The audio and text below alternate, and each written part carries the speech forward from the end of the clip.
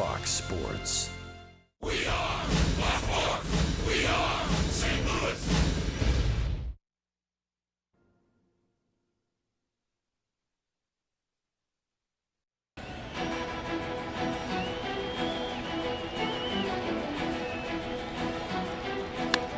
Jerko, fly ball. Gonzalez makes the catch. Bader trying to score. Throw to the plate. He's safe. He's safe. A night he'll never forget. Major League debut.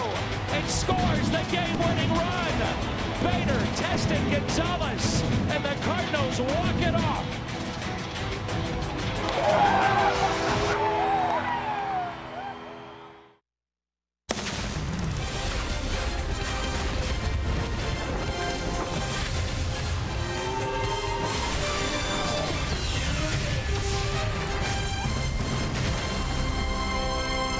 This is St. Louis Cardinals baseball on the banks of the Mississippi. It's Star Wars night here at the ballpark, and the Cardinals looking for a sweep. It's the Colorado Rockies and the St. Louis Cardinals. You guessed it, Star Wars night, lightsabers in hand.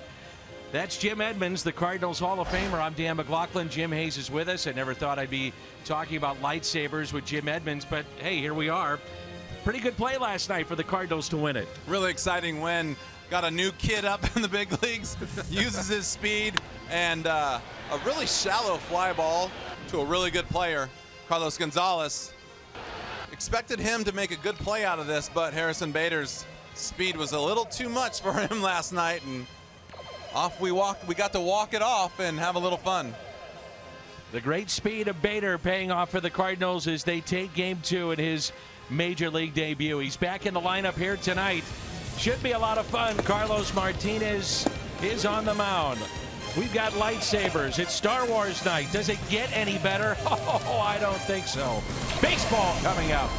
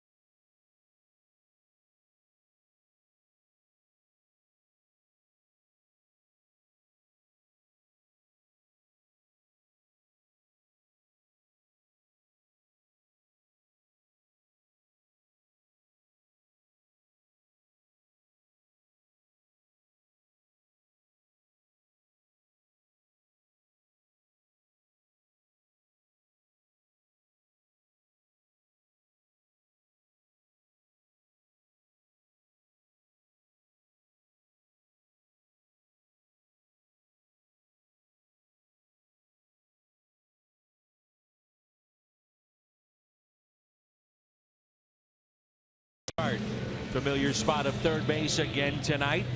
And the game-winning RBI in the bottom of the ninth in Game 2. The Cardinals looking for a sweep. St. Louis Cardinals baseball on Star Wars night is brought to you by Bud Light, famous among friends. By Chevy Silverado, the most dependable, longest-lasting full-size pickups on the road. Find yours at your local Mid-America Chevy dealer. And by Menards. Save big money at Menards on all your home improvement needs. Nice to see Darth Vader taking a game tonight.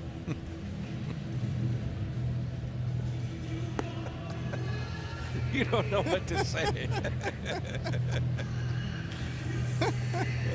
I was wondering why we were wearing red tonight. I thought it would be appropriate to have our black, nice Star Wars Adidas polos on. Yeah. Star Wars night.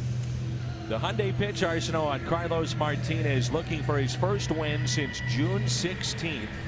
He's 0-3 in his last 6 starts. A bit misleading, not great run support when he's on one of the best in baseball.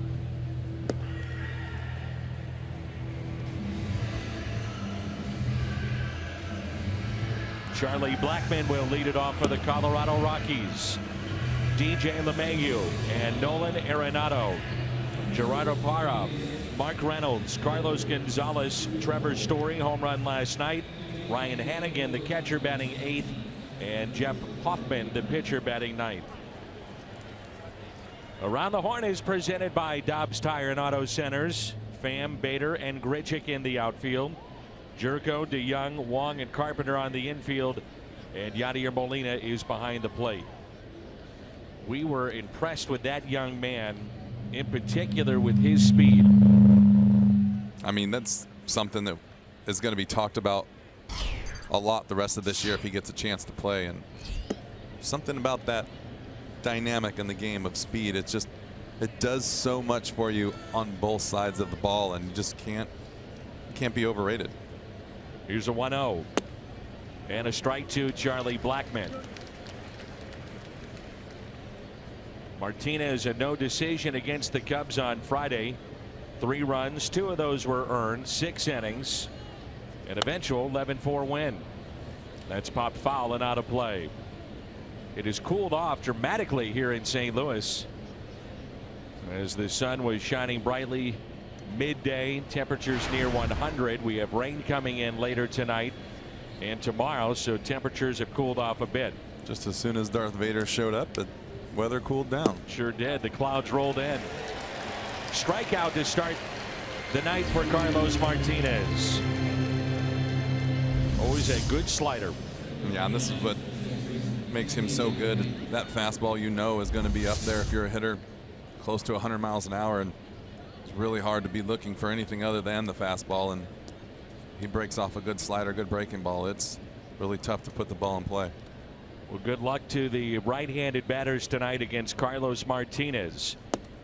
DJ LeMahieu looks at a ball. Right-handers batting just 183 against Carlos, and that's the 4th best mark in the National League. A .235 on base percentage. Late in games when he goes deep, you also see him reach back and hit 99 to 100.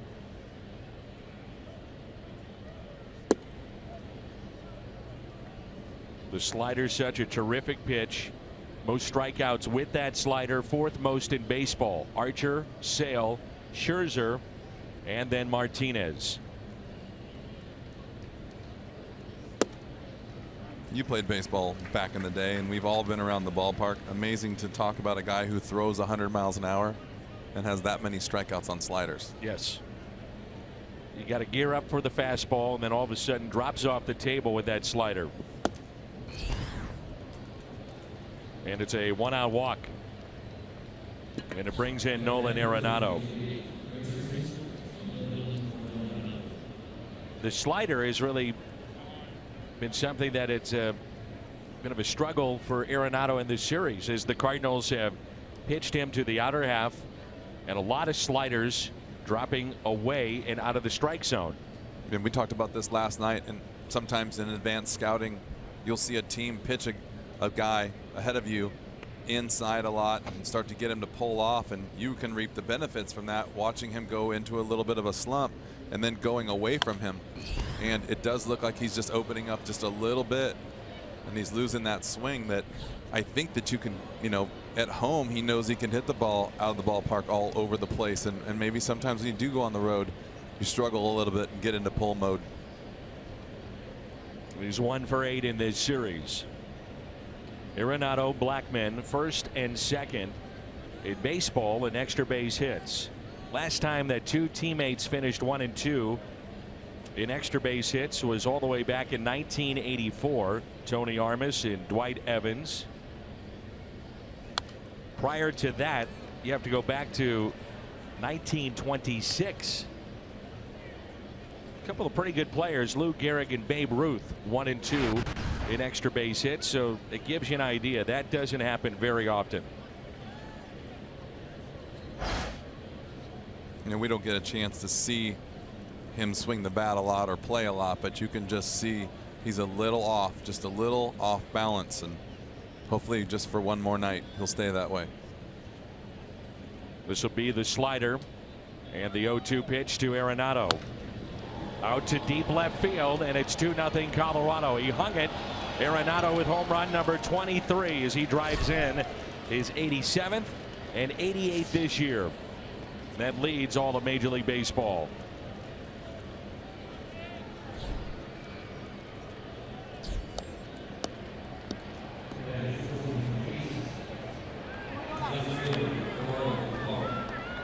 You can see here, even when you're struggling a little bit, you hang this ball right here and he just stays on it.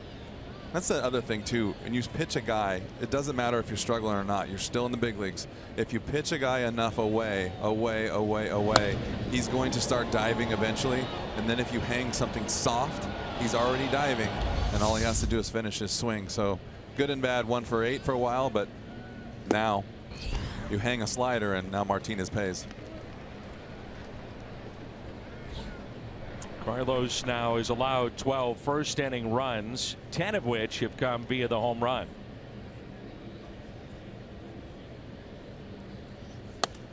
That's slapped foul by Parra.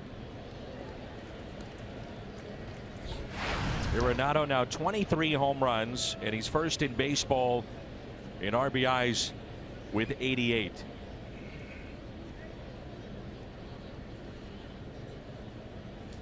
What a player. The 0-2 pitch to Parra. Fastball misses outside. Speaking of players swinging a hot bat, how about Parra? 40 for his last 80. Think about that. 40 for his last 80 at the major league level.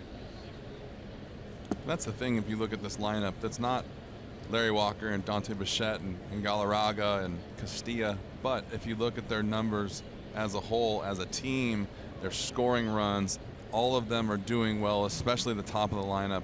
And there's just not a lot of places, not a lot of holes in this lineup. You know, you have even Gonzalez is struggling, still one of the better hitters in the league when he's right, all the way down to the shortstop Trevor Story, and he's struggling but still has 14 home runs. So this is a tough lineup to deal with, and like you say, you don't make your pitches. As you see a good slider right there, might have run around the plate. If you don't make your pitches, they're going to make you pay, and it's what makes this game so interesting every night. Is this every night something is different. The strikeout number 2 for Martinez, and here's Mark Reynolds. Softly hit towards third. Jerko fields it and makes the play. Nolan Arenado with a first inning homer. 2-0 Rockies.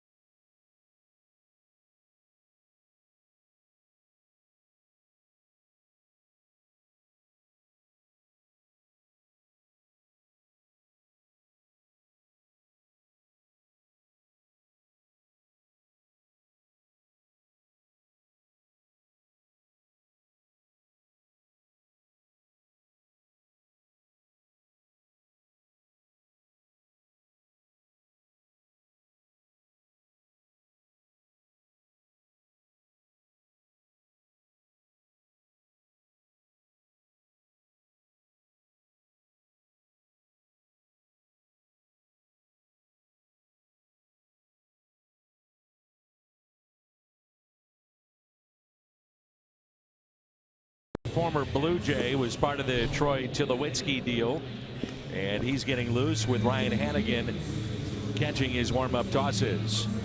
Cardinals trying to make it 3 wins in a row in a sweep here of Colorado. It'll be Matt Carpenter, Tommy Pham, and Paul DeJong here in the first inning. Then Jed Jerko, Yadier Molina, Randall Grichuk, Harrison Bader, Colton Wong, and Carlos Martinez. Well, Carpenter, it's been a solid year again, despite the fact the average has been down a bit at 248. Leads a club in doubles with 21 runs, extra base hits. And for whatever reason, he thrives out of that leadoff spot. The Hyundai pitch arsenal for the right-hander Jeff Hoffman out of Latham, New York.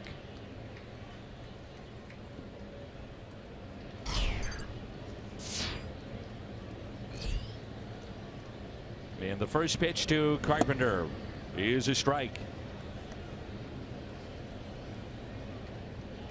The right-hander's hitting 288, and the lefty's at 232 against this 24-year-old. He's 6'5", 217 pounds.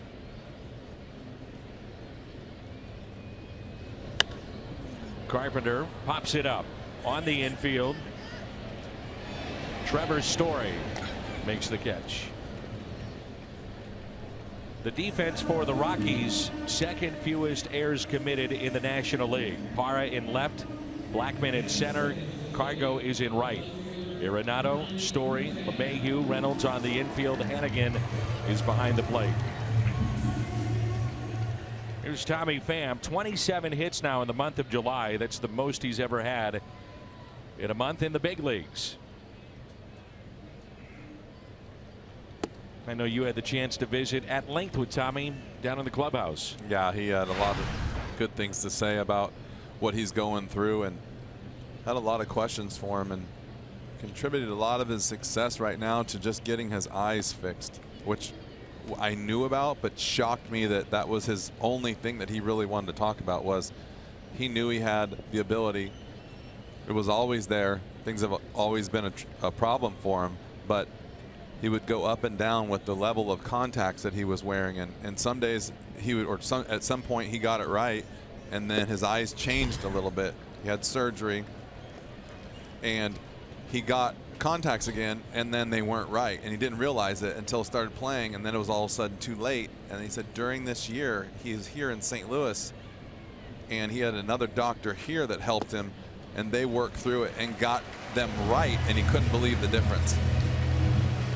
He's told me there's only 2 or 3 doctors that have even been close to correcting his vision just to get it somewhat able to play. And I'm not saying 100%, but just somewhat able to play at this level. Eyes are such a big deal, you know, I've been giving him a lot of compliments and talking about how I thought he had dialed it down a little bit, and he really honestly said he didn't even realize it. That's just how much his eyes affected him. One out. Pham at first base with 13 stolen bases this year. And there's a strike to DeJong, riding a 5-game hitting streak. A first inning home run in last night's ball game. The Kubota Power Stats most home runs by rookies all time. Cardinals history in July. Last to hit 7 was J.D. Drew, and DeJong has done that here in 2017.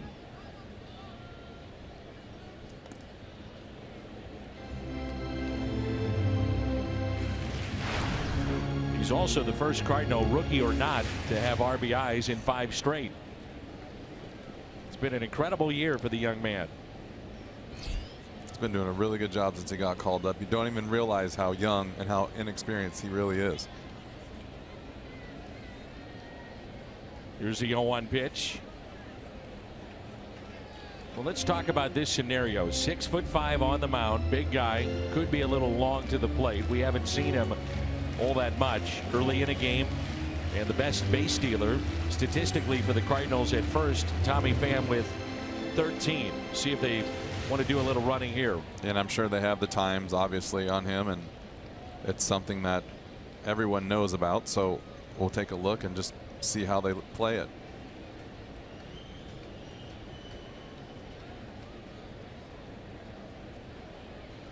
And the 1-1. Popped up and out of play. And when we talk about times, for fans that don't know, let's describe what the Cardinals are looking at. Well, the average time for a catcher is about 2 seconds when the time he catches the ball till the time he can throw the ball to second base. The average runner gets from first base to second base somewhere in the mid 3s, so you got to keep that pitcher.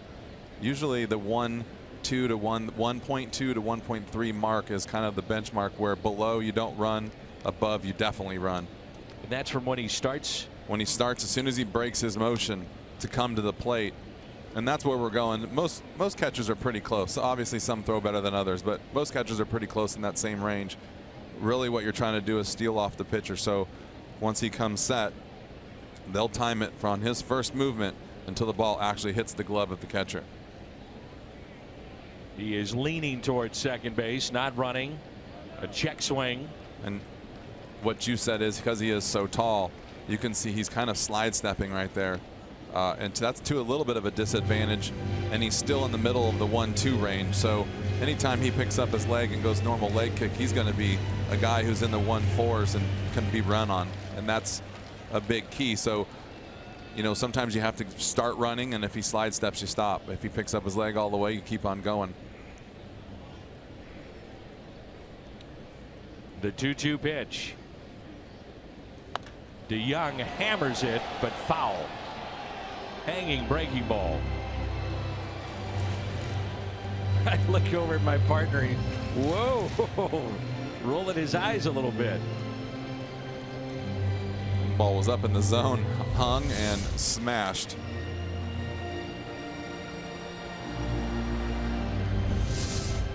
Just some guys, they've got that innate ability to drive the baseball, pick up extra base hits, which means home runs, despite the prototypical power hitter, that look, the big body.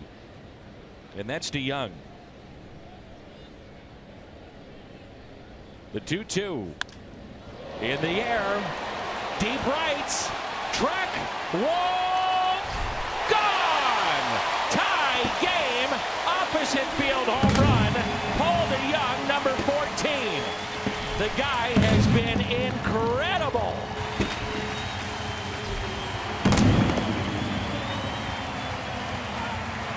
Wow.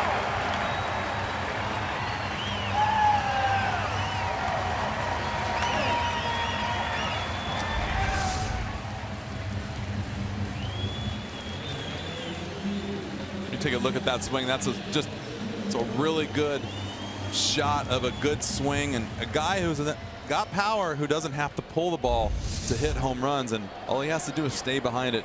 Wiry strong. And using those golf analogies that we always talk about, it's like watching those little guys tee off and hit the ball 350 yards, 330 yards off the tee and not be more than 160 pounds. It's the same kind of thing. Some guys just have the ability to have that when they get full extension, and that's everything that's going in the right direction. The ball just flies off their bat. The product of Illinois State. The Redbird fans, both in St. Louis and those that follow the Redbirds of Illinois State, thrilled for Paul DeYoung. It's an RBI now in 6 straight games. That's 8 home runs here in the month of July, and that's a rookie record for the Cardinals. The last Cardinal with an RBI in 6 straight was Matt Holliday a year ago. Just leave him alone. Yep. Stay away from him. To the pop-up of Jerko. To Yadier Molina.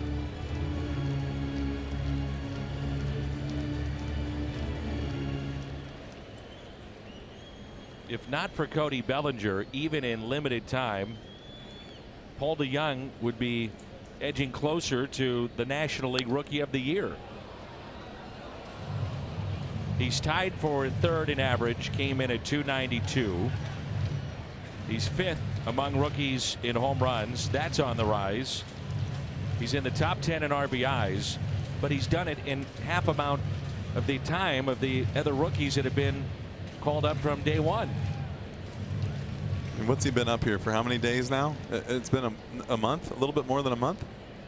May 28th is when he came up against the Rockies. 2 months. And, well, he was sent down, though, at one point, That's true. But it's just been incredible. It's a short window of just really getting after it. You know, it's fun to watch. It's simple. You know, there's not a lot of wasted movement, a lot of wasted motion. No rah-rah. Just he goes out there and plays the game and gets the job done. Little chopper hit up the middle, gloved by Trevor Story. Well, in the top of the first, it was a 2-run homer by Arenado. The Cardinals answer with a 2-run shot from the rookie DeYoung. He's now up to 14. 2-2 after 1.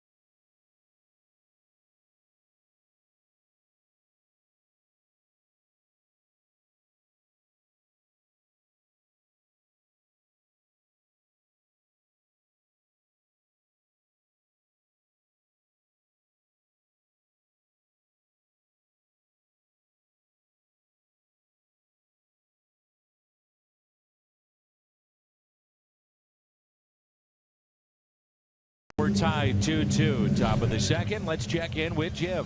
Dan, Adam Wainwright was a late breaking addition to the 10-day DL last night. We knew he was dealing with a mid-back strain. We weren't quite sure about how it happened. We found out today. Waino told me it happened while he was stretching before his last start at Wrigley.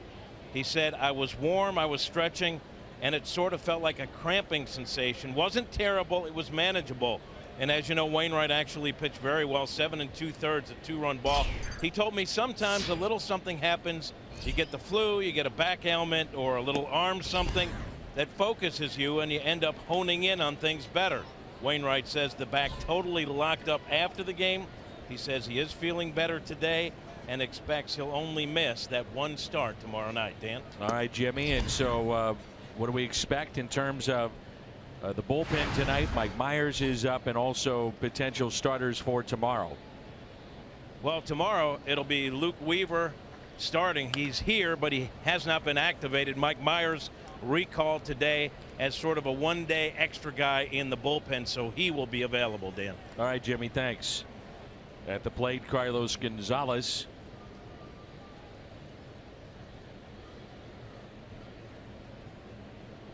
And the 1-2.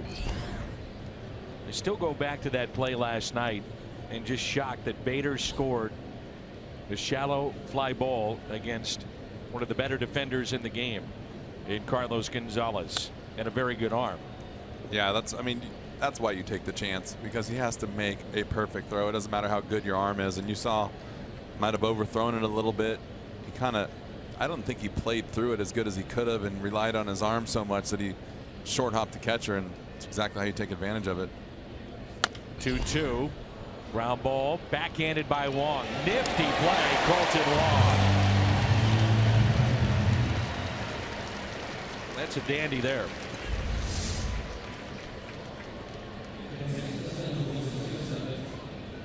Mentioned last night, quietly putting together a solid year. Average right around 300, high on base percentage, and then coming up with plays like that. Personally, I think he struggled a lot too early in the year, and he's really worked hard on fixing some of the issues that he's had, and he's really cut down on his swing with 2 strikes. And I think his defense has gotten much improved and is just becoming a better player day in and day out. A strike to Trevor Story. Key to the game, Carlos Martinez. A lot of ground balls, so the defense has to be good behind him on the infield. Here's the 0-1. Well, Trevor Story is now hit safely in 11 of 14. You mentioned the fact that he looked more comfortable in his final 2 at-bats last night than he had the previous night, maybe starting to get locked in. Here's that ground ball to Young on the short hop. 2 away.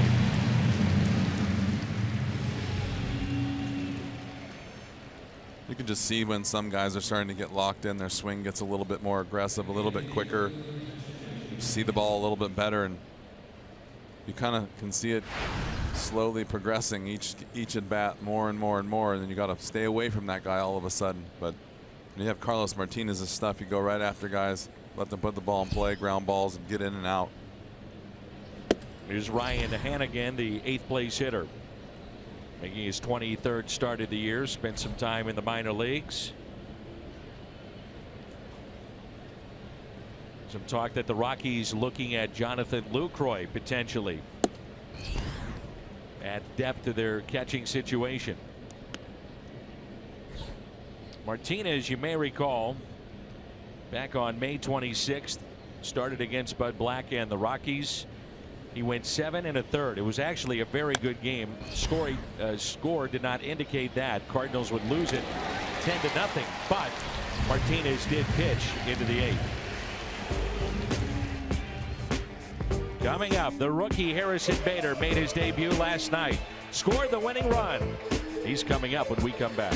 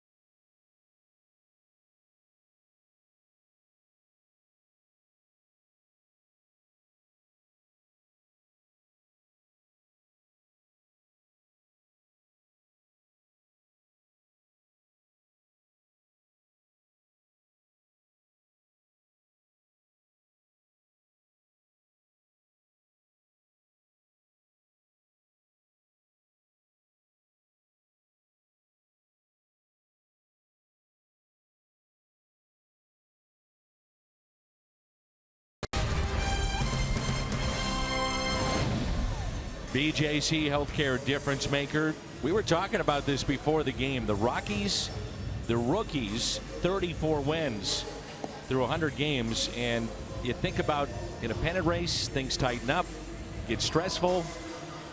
Does this rotation hold up the rest of the way? I mean, it is a young team still, but they've been doing a good job, and a lot of emphasis on how Bud Black right there has been taking control of this team. And I think you just never know. You never know.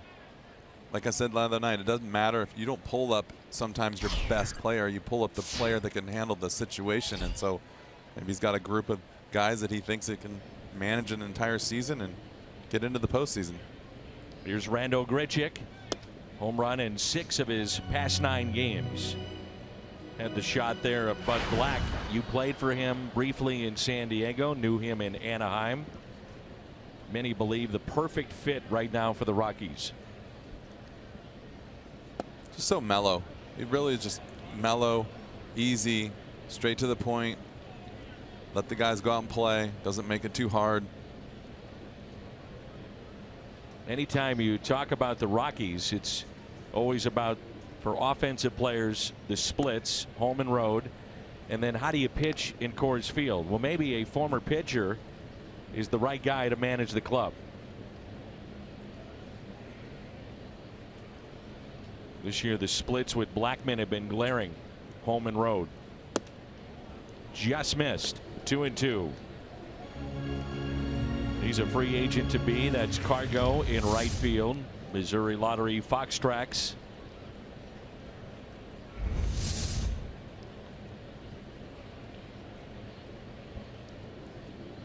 The 2-2. The check swing. He did go. Strikeout of Rando Grichuk. When I'm alone in my room. Number 48, center fielder, Harrison Bader.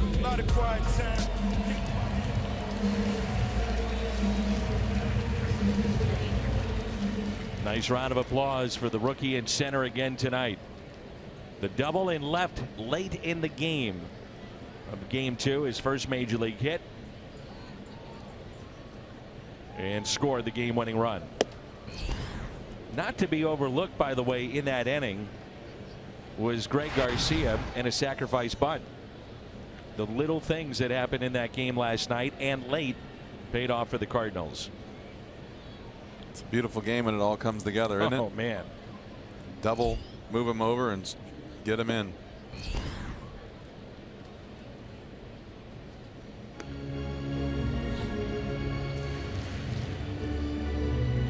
One ball and one strike. Hit .297 with 19 homers. Drove in 48 at Memphis this year. The 1-1 pitch. Softly to third. Arenado tried to barehand it, and the speed of Bader coming into play. Shows you right there again. The speed is such a factor in this game, and without his speed, Arenado catches that ball with his glove, takes his time, and just throws it over to first base. But because of this speed right here, he's got to try and barehand it. He's got no chance. It's amazing too, because they tell you if the ball's rolling that hard, it's impossible to catch a ball barehanded when it's spinning like that. You got to have big hands. You got to be really athletic. But it's just one of those things with the speed. He didn't have a chance. So base hit for Harrison Bader. Again, 9 stolen bases at Memphis this year. And here's Colton Wong. Bader, the speed last night. Routine ground ball to short. First plate appearance, nearly beat it out. Cardinals took a long look at it, and then this is the game-winning run on a short fly to right.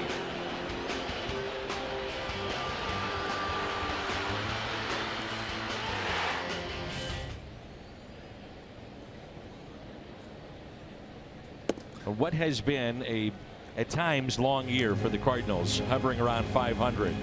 Seeing guys like Sierra and Bader, Andy Young, all these guys coming up and injecting life into the lineup. Fun to watch. It does. The speed and the home runs that we talked about the other day, and I wanted to say something before you started, and those camera angles that we just showed you too don't do justice to how hard and how fast he was running. 2-0 is hit softly to the right side, and LeMahieu makes the play. Bader to second base, and there's 2 outs.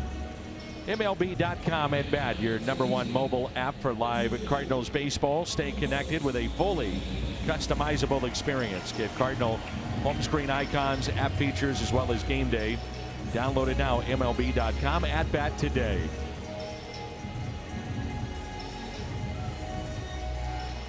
The veteran on the right, the rookie on the left. There's Carlos Martinez, 6 hits this year. Of those 6, 2 have been doubles. And he comes in batting 167.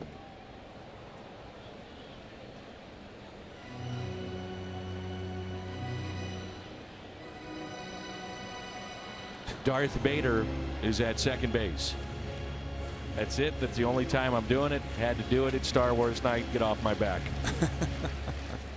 Good promo.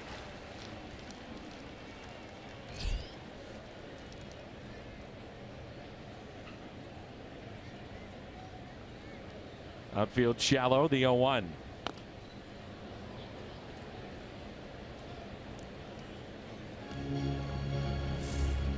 Of course they built it.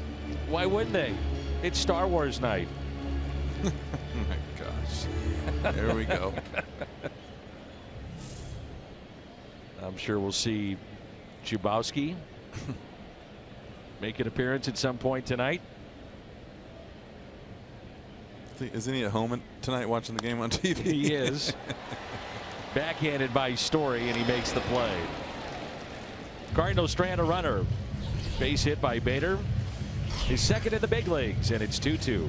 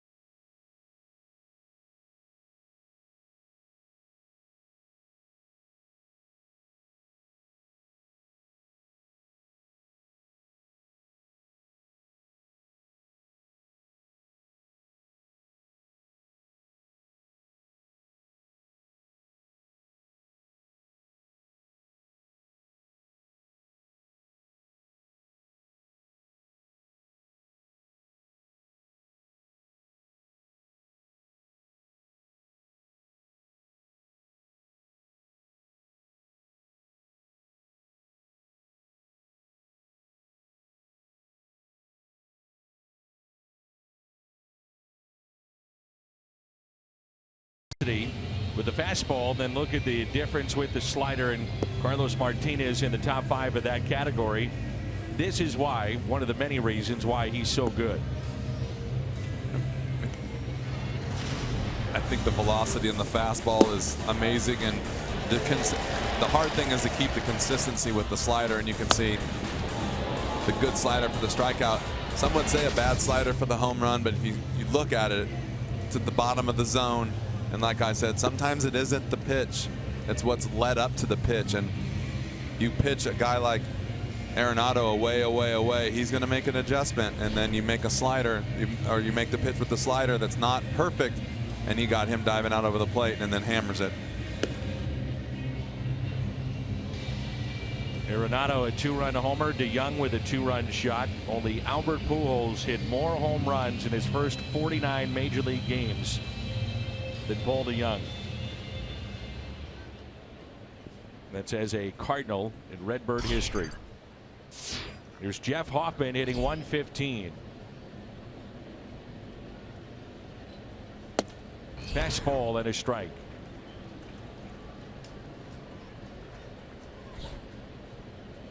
Three for 26 this year. The Rockies overall 58 and 44. This is their best record in franchise history through 102 games. The 0-2.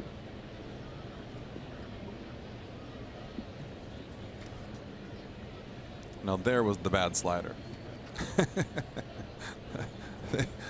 The other one was pretty good pitch. There's your slider and a strikeout, and the third of the night for Carlos Martinez. Brings in Charlie Blackmon.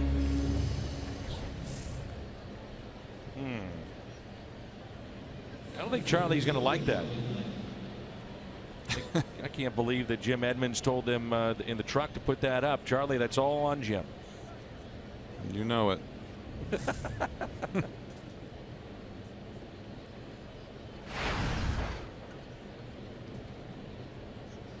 Hitting .324, struck out his first time up. And there's strike one.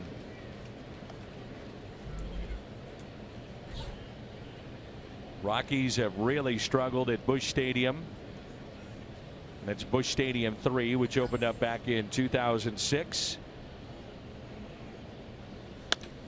As Blackman lines it into center, Bader won't get there.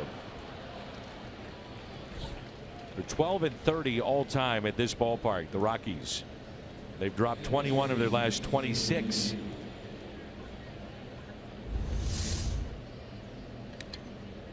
See right here, he gets a pretty good jump, just cannot get to it.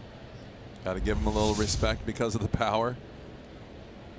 The ball off the end of the bat. It's the toughest one, I think, though, when the ball's hit off the end of the bat. You can see the full swing as an outfielder, and you want to stay behind it, stay back, because you can see the full length of the swing, thinking if this hits the barrel, it's going over your head. And it's hard to determine right away if it's on the barrel or off the end of the bat. And sometimes the only way you can tell is by the noise. The crack of the bat is just different. Then you take a chance that it's in. One of the best at getting ground balls that we talked about. Also, a lot of ground ball double plays turned behind Carlos Martinez. The team leader for the Rockies is at the plate, and that's LeMahieu. Won the batting title a year ago, hit .348. All-Star back in 2015.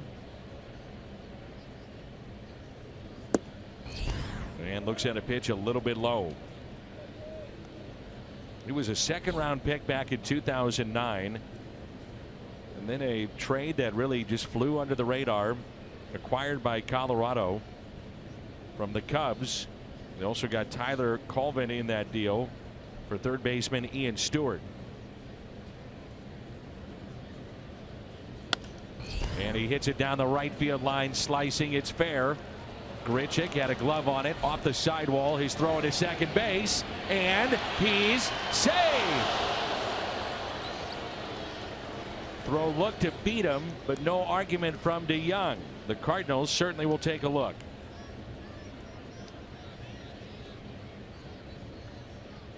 Usually you'll see a player hop right up and say, I got him, and point towards the dugout, which makes me think maybe you missed the tag.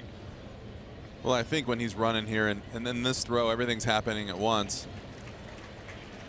And you can see, normally, he just couldn't get back. I was going to say, normally you go and put the tag down at the bag, but we'll take a look at this because this is why you hold the tag, which DeYoung did, and it looked like he slid off the bag. And everyone's starting to do that now because of the replay.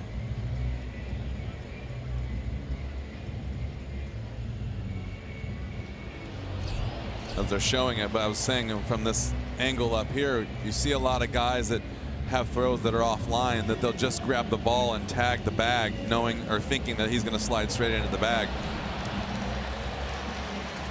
Sometimes a good slide will get you safe. The question will be, did DeYoung hold the glove on the body long enough? Because clearly he did slide off the bag. Well, LeMahieu already running towards the dugout. He said, I'm done. He gone. Did he give it away? I think he did. He watched his own replay. He gone. Great job, scoreboard. This is a good look at it right here. He just came off the bat completely. By the way, good pick by DeYoung on a tough throw from Grichuk. Strong, but a short hop, not an easy play. And that's a good slide, too. It just nice play by DeYoung is the only reason why he's out, like you said. I'm just sliding around the bag, trying to get around the tag, and just made a good play and tag him out.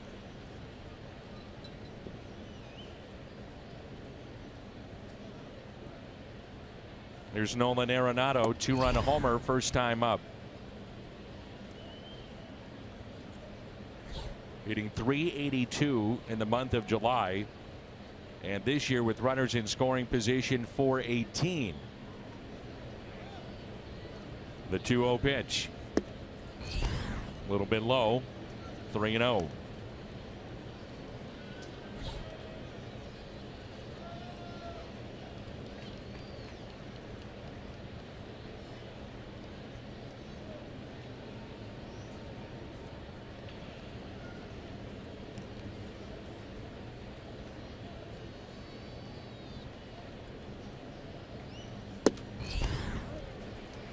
Three and one.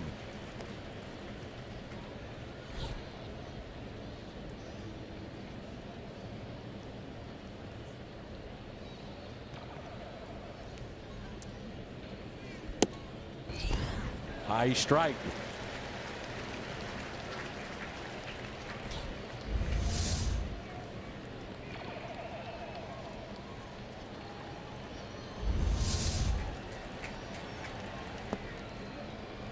And the slider taken low. So a walk, and the second issued by Martinez. All Sunday, starting 2 hours prior to every home game. That's free prizes, North Star ice cream treats while supplies last. It's all in the Ford Plaza, presented by Prairie Farms.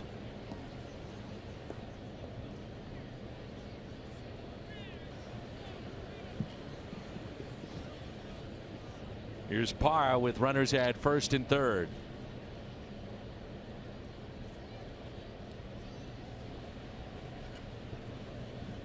Some special effects going on there. I noticed. The truck must be full of things. That's in the gap in left center field, and the ball is down. That'll go all the way to the wall. Arenado being waved in. 2 runs will score, and it's a 4-2 Colorado lead. As Parra drives in RBIs 42 and 43.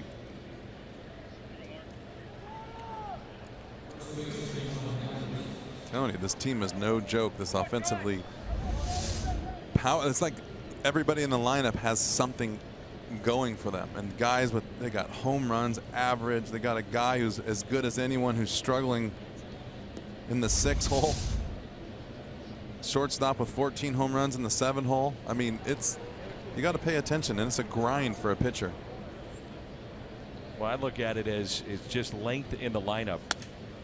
As Reynolds breaks his bat, fly ball out to left, and there's Tommy Pham. No easy outs in their lineup. But Black and the Rockies back on top by 2.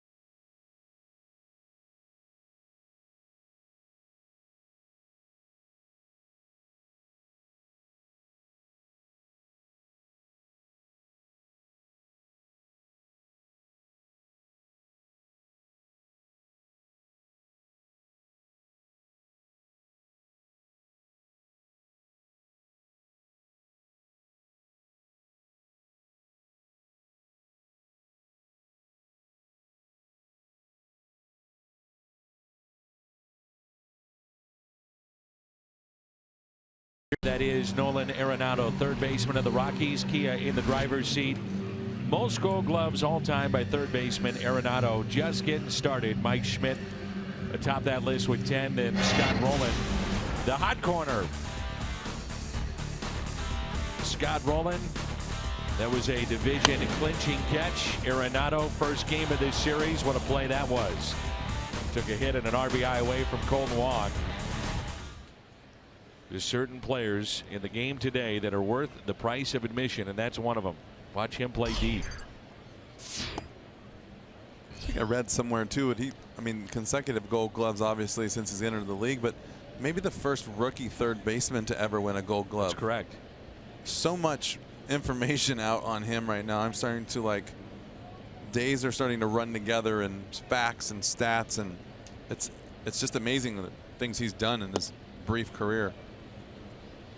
We talked about yesterday the similarities to he and Scott Rowland, both big men. Rowland went about 6'5".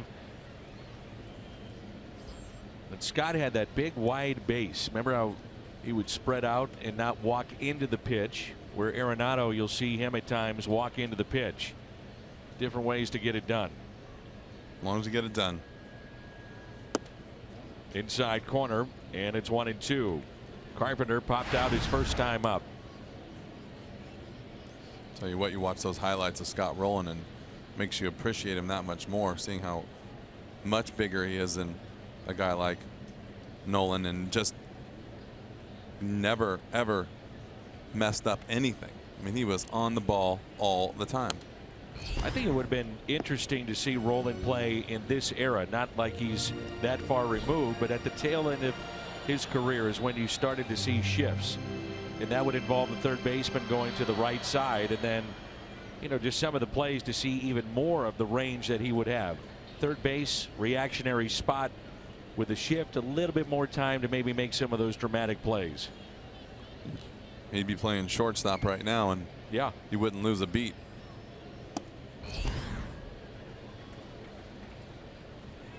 Two and two. And Hoffman a little bit frustrated with his strike zone. Two of these pitches very close that went Carpenter's way. He's a little frustrated. He's got 4 balls in the strike zone and only 2 strikes. Yeah. Oops. The 2-2. And Carpenter spoiled the pitch. Sometimes when you have that reputation of having a good eye and not swinging at bad pitches, it helps out with the umpire too. I like the good old days when you were the veteran and the rookie. If you took a pitch that was borderline, there was no way it was going to be a strike. And then opposite, they would say, "You're out of here, kid. You're just a rookie." That was it. Take it. Go sit down. It's Clemens pitching. Go sit down. Well, umpires now judged every single night with the strike zone and the K zone or Fox Tracks. You can go online and see the data with that too. You can also see if they favor the left or the right side of the plate, depending on left or right-handed batter, left right-handed pitcher. Tendencies. Exactly, the tendencies of what they call.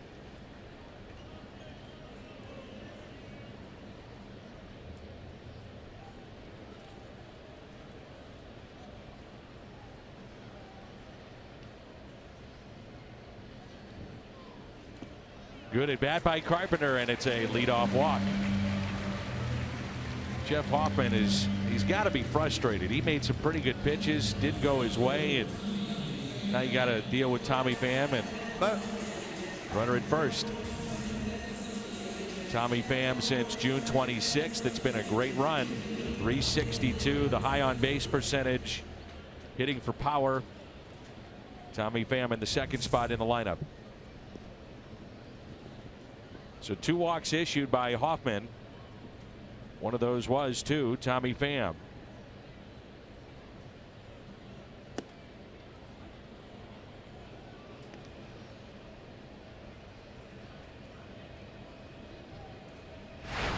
Scott Rowland does not collide with Hee-Seop Choi. I think we're talking about truly one of the great third basemen ever to play the game, as his power was sapped because of the shoulder issues. Multiple after that. As Pham lines it into right center field, that ball is down. Carpenter to third, cut off, and Pham in a rundown. And the tag is there.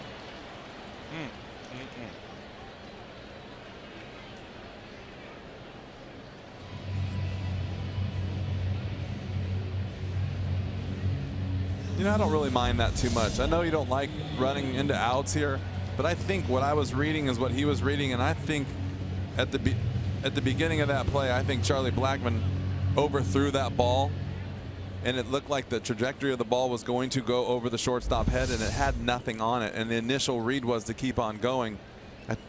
And you know the other thing I'll live with, the aggressiveness, and also there is only one out, so he's trying to get to second base because he reads the throw. You can only do so much. You're reading a situation, and you can sometimes make a bad read. Because if you go back to look at that throw, I mean, maybe we could get a replay now, maybe later, the ball does come out of his hand high, but what you don't see is the ball dies off and the shortstop goes up and gets it and cuts it off. I thought when he let go of it, he was throwing it all the way to third. Here's Paul DeJong. And the 1-0. That's to the backstop. And Carpenter back to third after a favorable bounce back towards home plate off the screen. Hits the bricks back there. It could go anywhere. This one hit the screen and came right back to Hannigan. Good read right there. Speaking of reads. It's funny that I was kind of backed up a little bit in the booth behind you watching the play, and you were like, get back, and I was like, go forward. So that just shows you how much the reads are different. The 2-0 pitch. DeJong now with 8 doubles, 8 home runs in July. The last Cardinal rookie to do that, you have to go back to 1920 and Johnny Mize.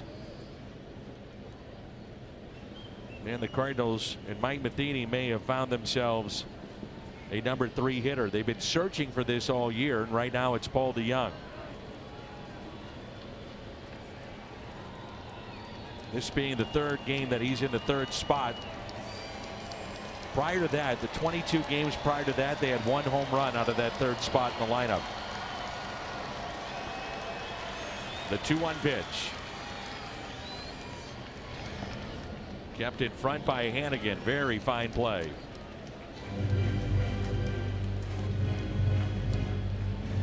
The season that started with the idea that you'd have Fowler in the leadoff spot and a mix of Carpenter and Diaz, 1, 2, 3 high on base percentage guys. Didn't work out. Carpenter back to the leadoff spot. Pham has emerged, so has DeJong. Interesting to see how the Cardinals hitters handle this situation with the pitcher. Hasn't really thrown a breaking ball for a strike or anywhere close to a strike in a while. He's thrown a couple decent ones, but he's bounced a few in front of the plate. Kind of the fastball's getting a little wild. Now you just got to, as a hitter, I would think you'd have to really zone down on the fastball, and if it's spinning, let it go and just take your chances. Obviously, a little easier to do when you have less than 2 strikes, but philosophy has got to be one way or the other, and hopefully you just keep bouncing curveballs or hanging them. That was a hanger again. Did that earlier to DeJong. Hoffman comes from Toronto, part of the Troy Tulowitzki deal. And Tulowitzki never has gotten footing, it seems like, in Toronto. At 239 in the first 41 games in that stretch run. This year he's at 252 with 7 home runs and only 37 driven in. I feel like he's been hurt a lot up there too. Absolutely. It's like every time he gets started, he gets hurt. 3-2 pitch. A late call and a strikeout of DeJong. The Cardinals bench is hot. I think that ball's a strike. I think what the umpire does here is he realizes how out of position the catcher was at the beginning, and you can see right there. Sometimes it takes a second. Funny thing is, if he hits the glove, it should be a ball. And then that's when you have the problem, because it looks like he catches the ball perfectly and he's sitting outside the zone. The second strikeout for the Rockies right-hander. Runner at third and 2 outs, and here's Jerko. It's crazy what the perception of what's going on behind the plate will do for one team or the other. Catcher set it up on off the plate and he hits the glove. Everyone thinks it's a strike and it's a ball, and then when you see the catcher dive out over the plate to try to catch something because he was just missed location, everybody's up in arms because they think it's a ball. It's just all perception from the side. There's no way of knowing. Whoa. Not sure there's a batter in the major leagues that turns on a fastball any better than Jed Jerko. Randy Jerko, his brother, tweeted out, thank you, Harrison Bader. Your wheels won the game. Adequate job, Jed. That sounds like a brother. Give him some trouble.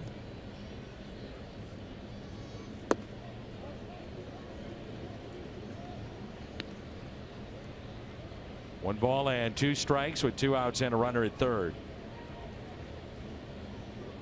It was his second career walk-off RBI.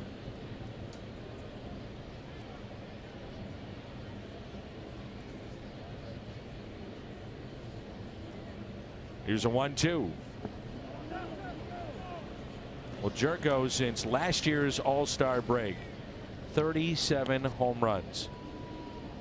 He's got that loft in his swing, a little bit of an uppercut, hits for tremendous power.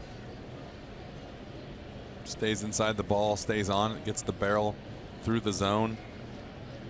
Hit the fastball, he can hit the breaking ball. The 2-2 pitch to Jed Jerko. Got to wonder what a guy like Bud Black thinks watching Jerko. He had him in San Diego as the manager there. He was a second baseman, shortstop, third baseman at times, and Bud Black is. That's his angry look right there. Yeah, with the strike zone. Well, that's what I'm talking about with perception. And I think that Hannigan a couple pitches ago set up, got the pitch he wanted, but jumped around a little bit. Might lose a strike or two trying to be animated to get his pitcher on track. And he strikes out, held on to by Hannigan. Back-to-back strikeouts. And the Cardinals come up with nothing in this inning after a promising start. 4-2 our score.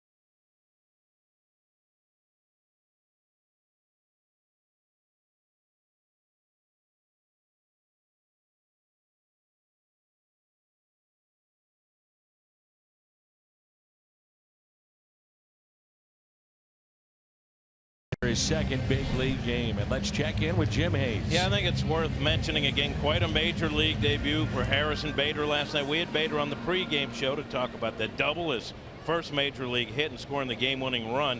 He admitted that after the game he went back and watched the highlights one time. He told me, I think the coolest part was seeing the crowd reaction. Here it was a Tuesday night and it felt like it was a game right in the middle of the playoffs. And Dan, you ask a rookie after their big league debut how many texts they got, usually 50, 60, 70, something like that. Bader told me he had over 300 texts waiting for him. He's got quite a bit of support, obviously. That's great. University of Florida product. 100th overall pick a couple of seasons ago and already now in the big leagues. Here's Carlos Gonzalez against Carlos Martinez. St. Louis starting 4 games back in the Central Division. Pittsburgh 3.5 out. The Cubs a half game back in Milwaukee. The Brewers in the top of the 8th, a 2-1 lead against Washington. That's off the glove of Carpenter and into shallow right field. Jimmy Nelson making that start for Milwaukee, went 7 innings. Chicago in the top of the 4th.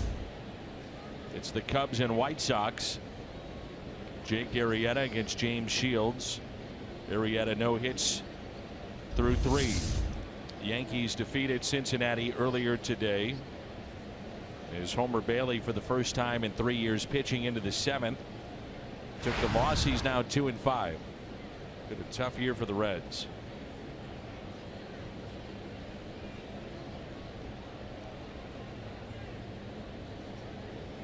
Here's Trevor Story. Coming up in our next break, we'll hear from the folks over in the studio, Scott Warman and Rick Horton. They'll have an update on the Royals, who have won 7 straight games. In Kansas City at the start of play, a game and a half back of Cleveland. Story grounded out to short, first time up, double play ball. Jerko, Wong the turn, double play.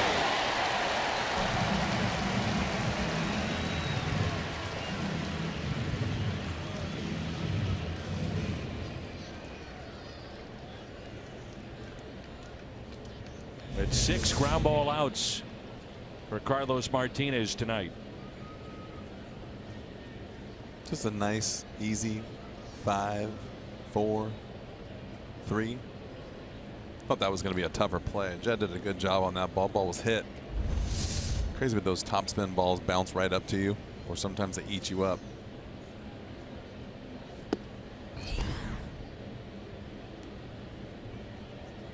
I think the one thing I learned from Scott Rowland was the fact that how easy these guys make it look on the infield and how difficult it is.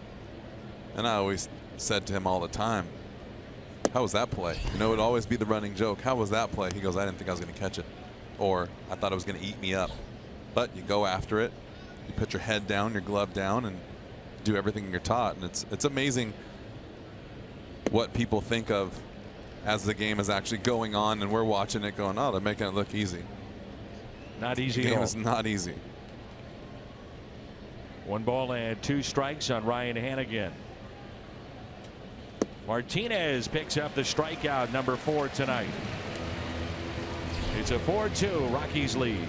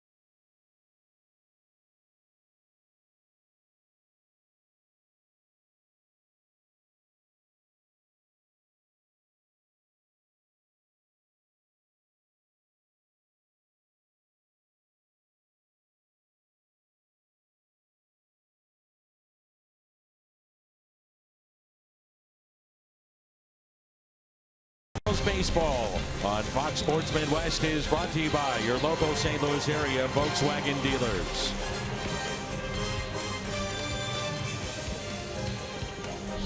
Come to the ballpark. It's Star Wars night. Get all hopped up on some sugar.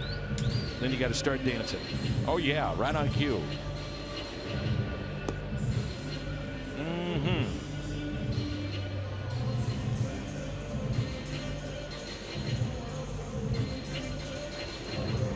And even Jim Edmonds has gotten in the act of doing some dancing up here. Isn't that great? Shaking it. Tim Trokey is our producer, along with Max Leinwan, Tom Mee, our director, Keith O'Brien with his top assistant, Keith Oberman in the truck, and Brian McCann as well. Here's Yadier Molina. Rounded out to short his first time up. Went 2 for 4 last night. Now up to 1,680 hits. 1,681 hits. Inching closer to the top 10 in Cardinals history. Very soon, maybe even tonight, he'll pass Willie McGee for number 12 all time in Cardinals history. The breaking ball again. Good job staying on the breaking ball and just put it in play. Don't do too much. Just stay on it. Keep your body over the plate. Serve it out into left field. So calm as a hitter now. It's unbelievable to watch the difference. How he's matured over the last few years. And this year, the most hits on the team is 88. And that's Jed Jerko and now Yadier Molina. Here's Randal Grichuk. Last inning, a frustrating inning for the Cardinals with the leadoff man Carpenter getting on, then the base hit to right center. But Pham then caught in a rundown between first and second. And back-to-back strikeouts. The threat was through.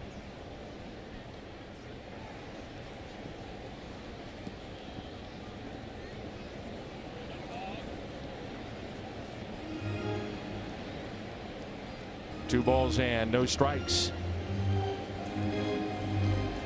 I think something interesting as this season goes on in the final 2 months and few days is what the Cardinals try to do with Carson Kelly.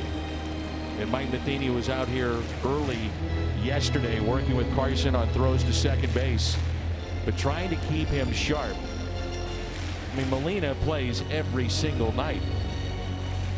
You don't want to stunt the growth of Carson Kelly, so how do you try to keep him sharp but also maintain his growth too? Well, the good thing is, while he's here, if he doesn't get a chance to catch every day, he's got one of the better teachers in Mike Matheny, and you can keep him sharp and actually teach him some stuff as it's going.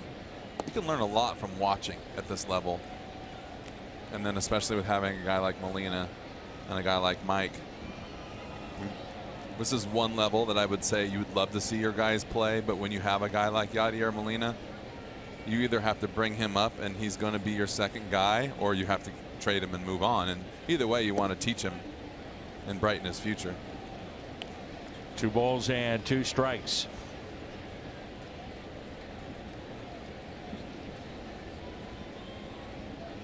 Molina with 2 stolen bases in the first 2 nights of this series. He's now up to 7. The 2-2 pitch to Randal Grichuk. Harrison Bader is at the on-deck circle. Tell you what, Hannigan has been busy tonight. I was going to say Hoffman is making Hannigan work on that breaking ball.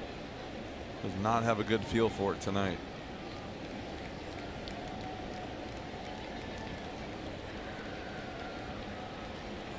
One swing of the bat, this game could be tied. Grichuk sitting on 13 home runs. Bouncer right side. LeMahieu can't get there. Base hit into right.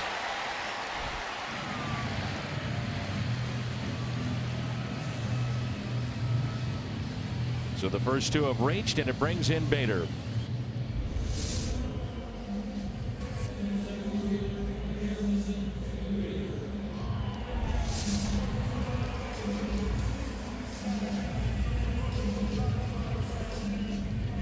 Bader an infield hit back in inning number 2.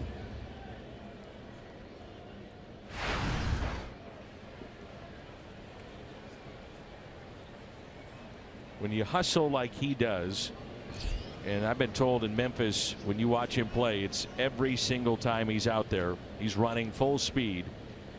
You quickly become a fan favorite, especially in this town. Put out the effort, fans appreciate it. Put up numbers, they appreciate it even more. But if the effort is there, they can handle the ups and downs. Not too many times you see a guy get a semi-standing ovation for his first ground out in the big leagues. I think I've ever seen it.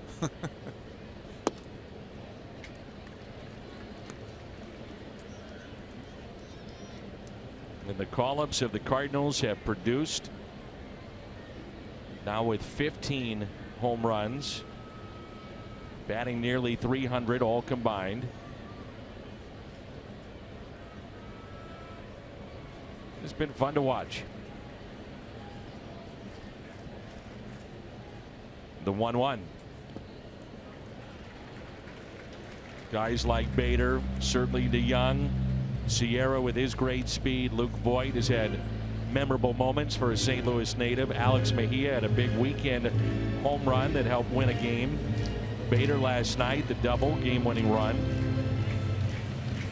So at some point or another, they all have contributed, and John Brebbia is taking on a greater role in the Cardinals' pen. Just goes to show you how well those guys have been doing, and the unsung heroes of the minor league staffs, coaches, all their development, bringing these guys up and just letting them be themselves. And they get here, it's like no big deal for them. It's so unusual to see this year after year after year. There's no real fall off when these guys get here. Steam director had the shot of the Cardinals Brain Trust, and Michael Gersh, the general manager, president of baseball operations, John Mozeliak, and then there was John Vooch in the background. There he is.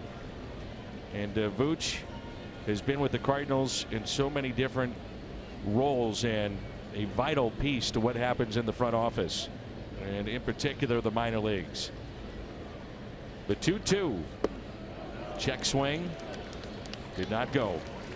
A rookie doesn't get rung up. And the Cardinal fans say thank you very much. So does Harrison Bader. Putting together a couple good at bats.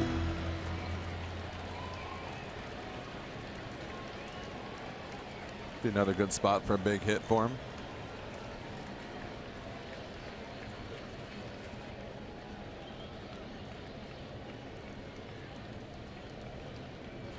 Here's a 3-2 pitch to Bader with 2 runners on. Out of play. We also noticed not only the speed of Bader in the minor leagues, but the fact that when he decides to let it go, takes a healthy cut. He lets it rip. He's definitely aggressive at the plate. He's got a good eye. I mean, takes some pitches. It's not like he's just up there with no thought process, too. He's giving out some good at bats, and like you said, he's taking good pitches. He's being selective at times, and then sometimes he's letting it fly. And the 3-2. Ooh, looked like Mark Carlson wanted to ring him up and then hesitated. And Bud Black is going to lose his mind here shortly.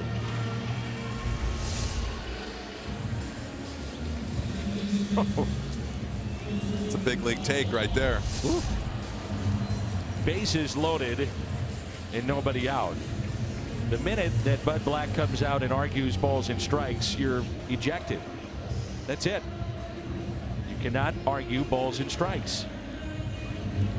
And that's, I guess I can't even say the word I want to say, but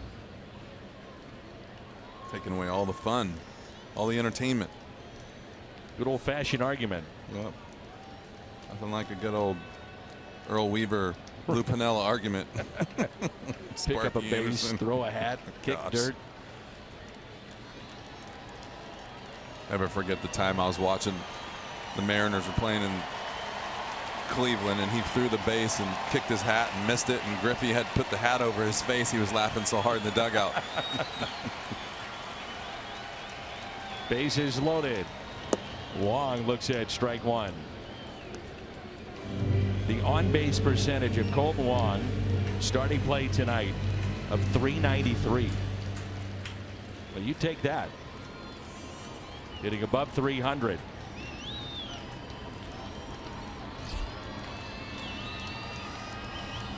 And the 0-1 pitch to the Cardinals second baseman. Hit the other way. Backhanded by Story. Goes to second. That's all they'll get. Run scores. That's Molina. And it's now a 4-3 Colorado lead.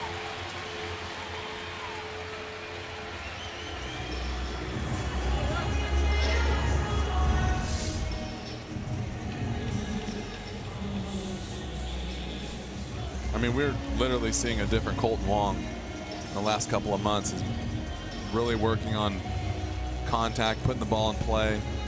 On base percentage is higher. You know that, and I'll take that right there. That is a good at bat. You got to run in, got a guy over. Not like you're trying to ground out to short, but you take sometimes what they give you.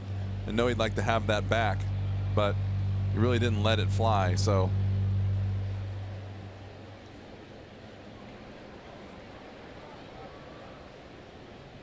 I was a little surprised that Story did not go to third base to get the lead man. Momentum taking him that way. The speed of Wong, very tough to turn a double play. What if the Cardinals or Bud Black are going to take a look at this slide, and that seems to be plenty clean. Should be no problem with that. I was actually surprised that he threw it.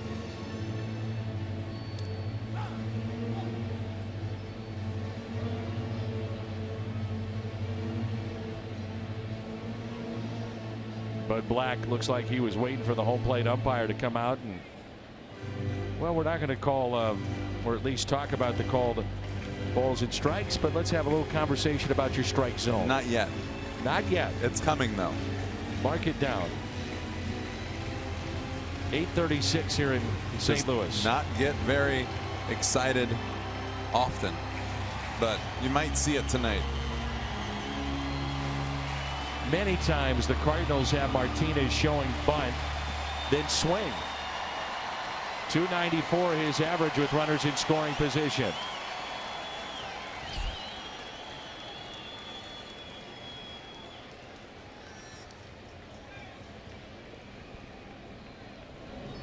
Showing bunt, pulls back.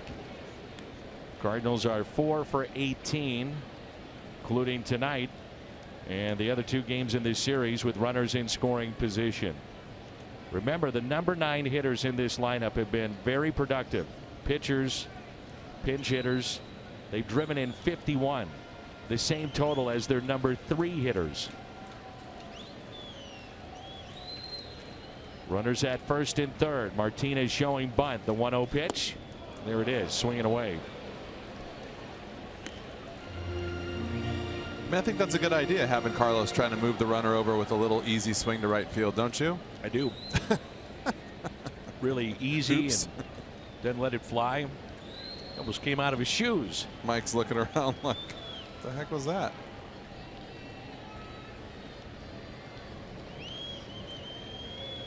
Here's a 1-1 pitch. 1-2.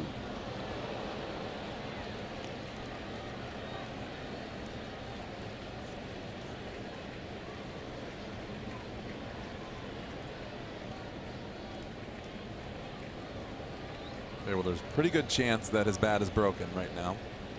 This is just a little. He's just got to back off a little bit. This is one of those things in the areas that Mike Matheny was so good at when he was a catcher. So good at being a catcher that his hitting took a back seat once in a while. When you're a pitcher, your hitting has to take a back seat.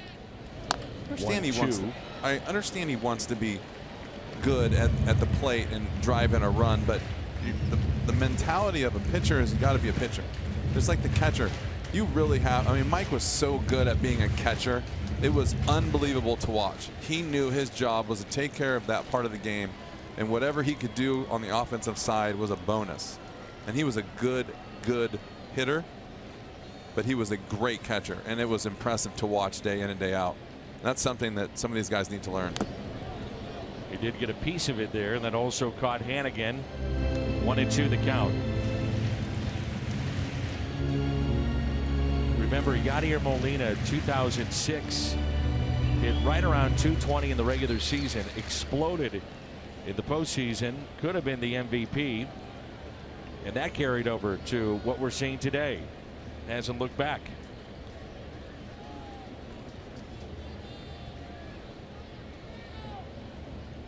The 1-2 pitch to Carlos Martinez. Into right, base hit. Drives in a run. Wong will test Gonzalez. No throw. Love to see that. First to third. And this game is tied at 4.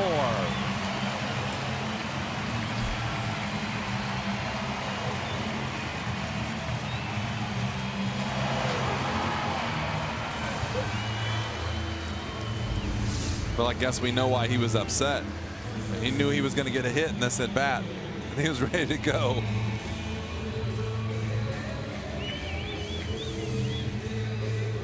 I'm telling you, the part I love seeing on that base hit to right, Wong first to third, aggressive.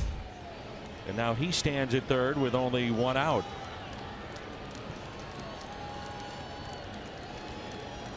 And a chance for Carpenter.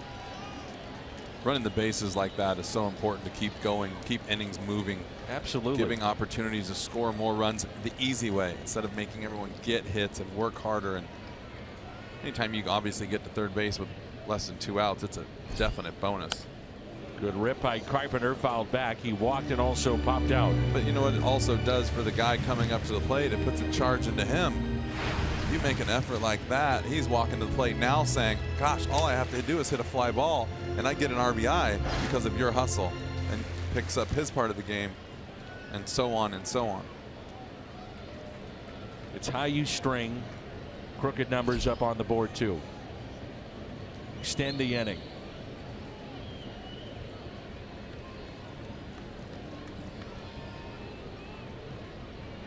Here's the 0-1 pitch to Matt Carpenter. I think also big in this inning is the fact that Story, instead of going to third base for the force and making it first and second, decided to go to third, or rather to second base on what would have been no chance to turn 2 on that play.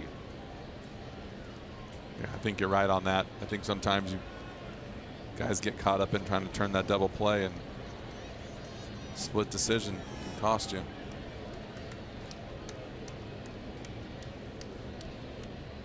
Here's an 0-2 pitch. The base hit and the RBI for Carlos Martinez. He's now driven in 8. Cardinal pitchers have 22 RBIs this year. That's the most in the major leagues. The pitch count on the rise for Hoffman, who is due up first for Bud Black's club. Looking ahead to the top of 5. Cardinals welcome in Arizona tomorrow, and the Rockies will be in Washington tomorrow night.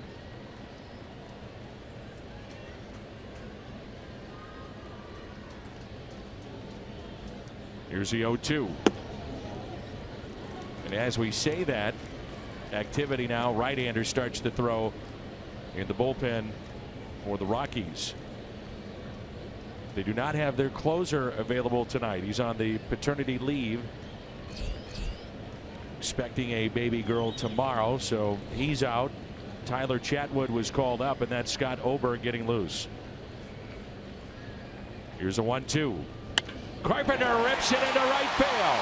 A run will score. Martinez on his way to third. The ball got away. Here comes Carlos. He will score. Carpenter to third. No one's there. Let's have some fun here at Busch.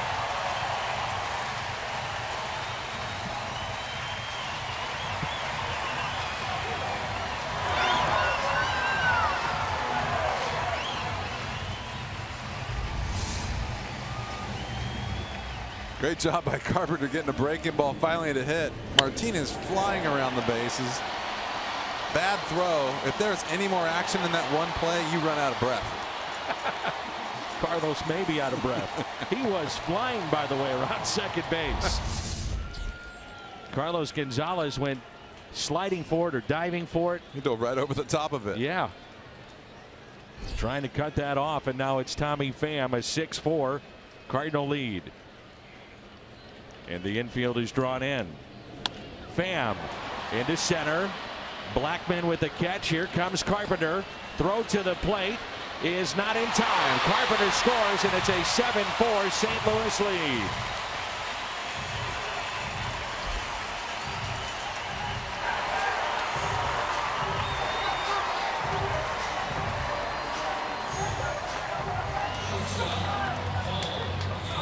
See how charged up Tommy Pham is, and that's what I'm talking about. Getting to third base with less than 2 outs gives you an opportunity to just go out there and relax and hit a ball in the air and get an RBI.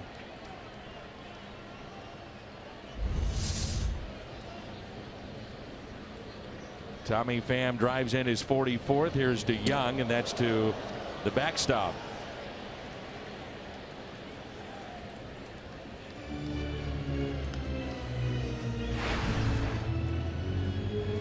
Paul DeYoung got the scoring started for the Cardinals back in the first inning with a 2-run homer. He's driven in a run in 6 straight games. Cardinals on top for the first time tonight, 7-4.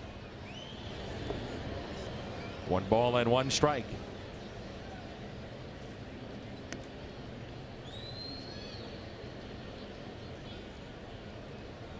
It's Carpenter's first 2 RBI game since the middle of June when we were in Baltimore. 2 outs, nobody on, and the 1-1 pitch.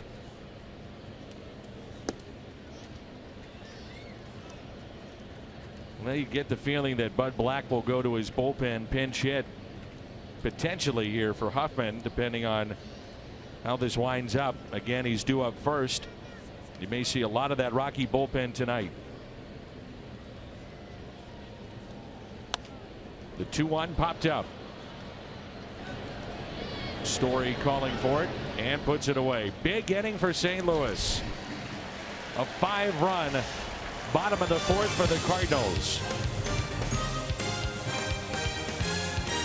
Carlos coming through. 7-4 St. Louis.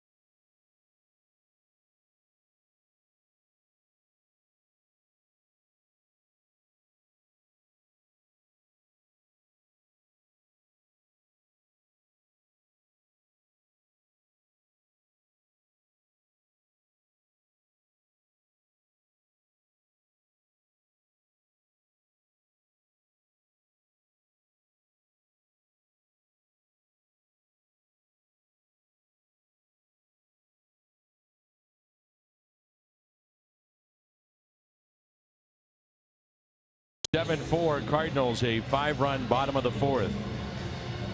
The T-Mobile Unlimited baseball break. JD Martinez today against Atlanta, 2 for 4, a couple of home runs, drove in 4. We'll see him tomorrow night. And Todd Frazier against his former team, the Cincinnati Reds, his first home run with the New York Yankees.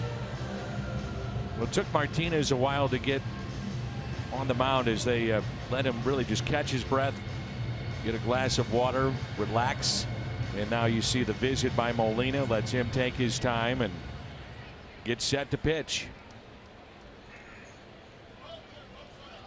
This will be Kyle Freeland, who is a native of Colorado. Almost pitched a no-hitter a few weeks ago. He'll be the pinch hitter. He's a pitcher.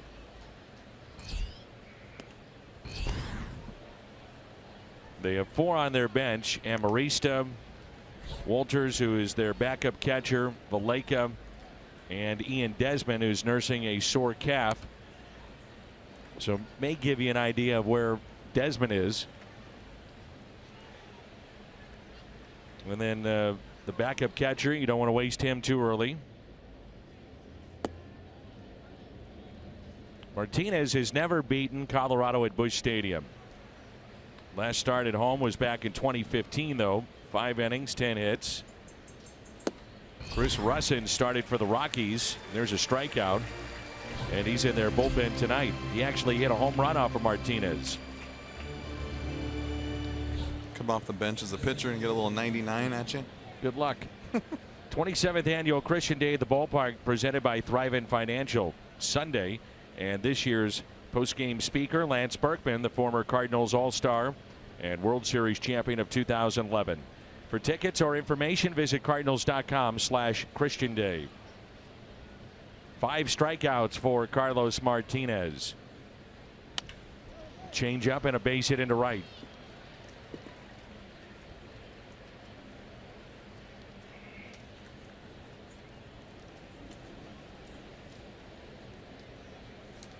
So Blackman a 2-hit night, and it brings in DJ LeMahieu.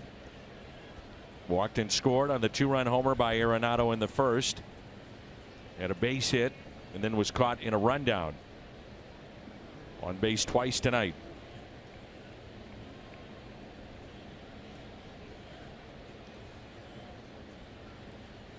Cardinals turned a double play back in the 4th off the bat of Trevor Story.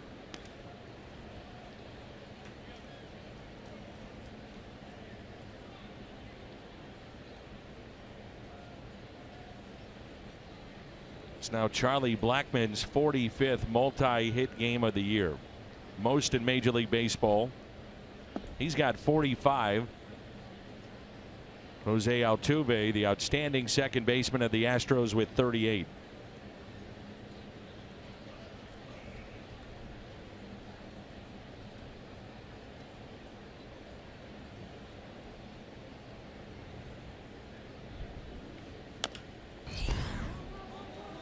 Martinez will go to first.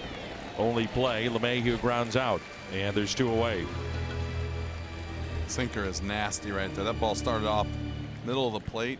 You go to swing at it. It's amazing how much that ball can move in those last few feet. Trying to go away, but throws it down the middle, and it just gets under the barrel. Last second sink.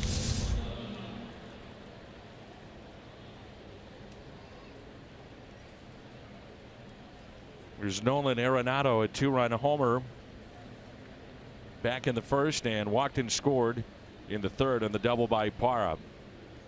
7-4 our score. Runner at second, Charlie Blackmon.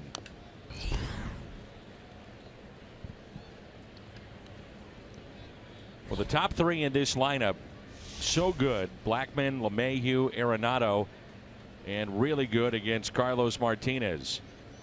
Blackmon 9 for 17, updated. Arenado 5 for 14. LeMahieu 7 for 14. A little bit low.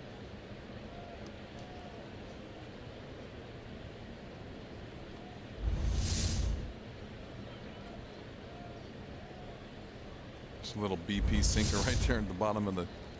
Hasn't been giving a whole lot of pitches down there at the bottom of the zone. No. It makes it a little tougher on the pitching staffs. A little more hitter friendly.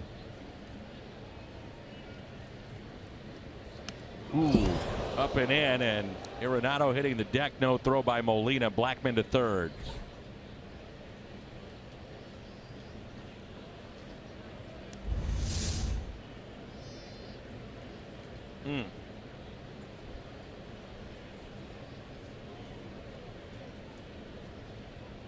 As a hitter, you see that sometimes some guys react differently. Molina's one of them. Next pitch, he's swinging as hard as he can. Locks you in. Well, you know, most of the time, pitch like that, it's not on purpose. Now the pitcher needs to bear down a little bit, so why not just get in there and bear down with him? 2-1 pitch. Arenado out to right. That'll drop. It's a base hit. Run will score. Makes it a 7-5 St. Louis lead. And Arenado on base for the third time, and he's driven in 3. He's up to 89 RBIs, and we're not even through July. That's a good year for most guys for an entire season. Just stays in there. You can see it doesn't affect him. Stays with the pitch. Flips it out in the right field for another RBI. So the 2-out base hit, and now Parra represents the tying run.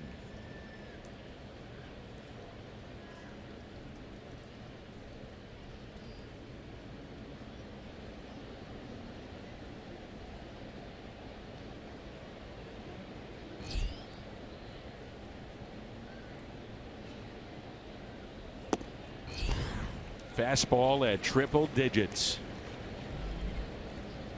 This is about when he gets frustrated and turns it up a notch. The last couple pitches have been upper 90s. Got back into this ball game with a 5-run inning and gave one back. I think it makes him pick it up a notch. And like I said, you can see the pitches. The velocity of the fastball has been going up and up and up. The Cubs now a 5-run lead over the White Sox. They get 100 low in the zone, and then a slider breaking down and in. And you got to respect the 100, especially when you're behind it, and then get that slider. The slider is tough because it's so tight. And you don't see the spin as quickly. So that looks like it's going to be a sinker away, and then all of a sudden it's diving at your feet.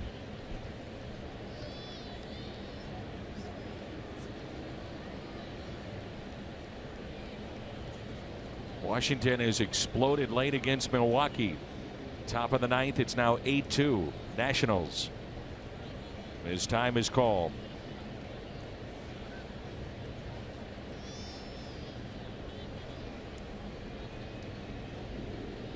And the 0-2 pitch to Parra. Swing and a miss. He struck him out. 100 on the gun again.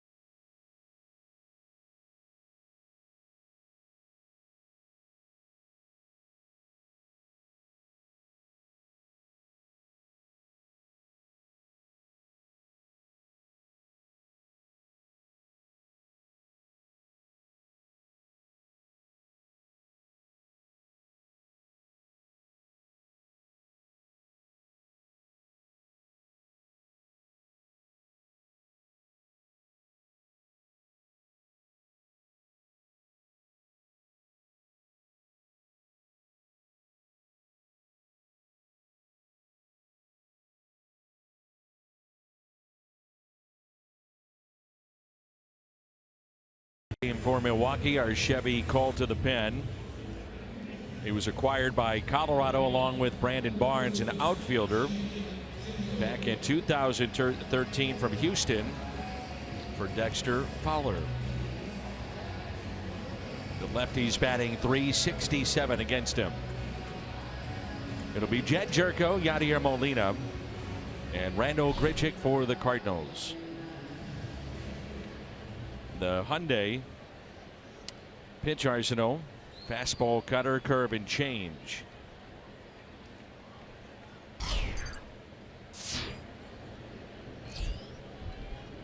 And the first pitch to Jed Jerko, taken high.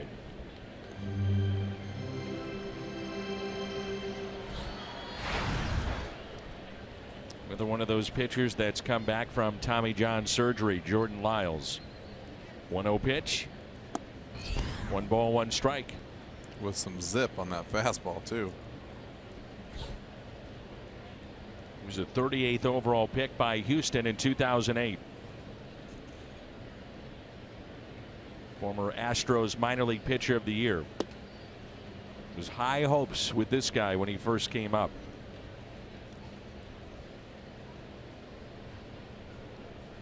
Are you enjoying a Star Wars night, Jimmy? I am. I know you really get into it. I was kind of hoping Darth Vader would come up to the booth. He might. You never know. Had the stormtroopers with him. We've seen Princess Leia here. Are you a Star Wars guy? Nah, not really. Not anymore. Kind of lost me after like the 14th one.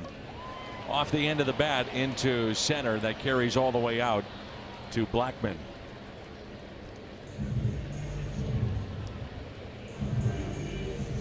Here's Yadier Molina, and that is Yodi, his good buddy.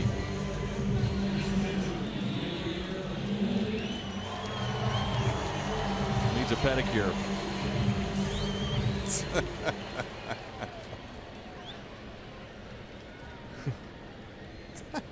That was funny. So 1 out and nobody on, and here's Yadier Molina. Single to left and scored back in the 4th.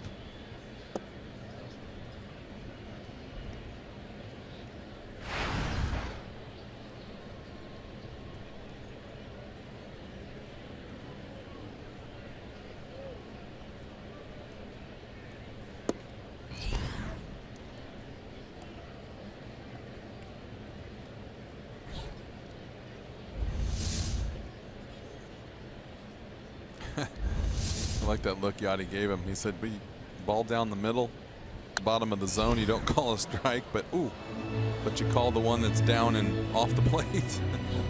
Rather have the one down the middle for a strike than the one out off the plate.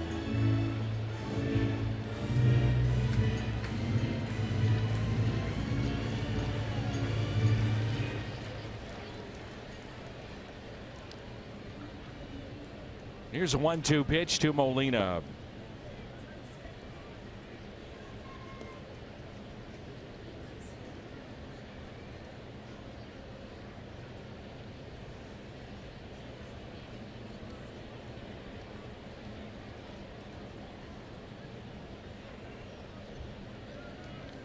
The 2-2.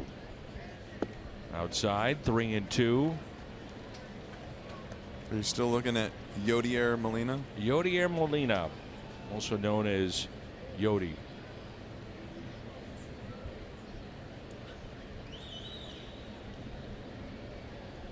A fan, you should be. And that'll fly over most people's heads. But I'm not here to worry about every single person, Jimmy. I can't. I'm here to entertain you. Keep you interested in this game. Don't forget about Yodi. And Yodi. And Yachty. All the Molinas watching. 3-2 pitch. And a strikeout. So Lyles has gotten the first 2.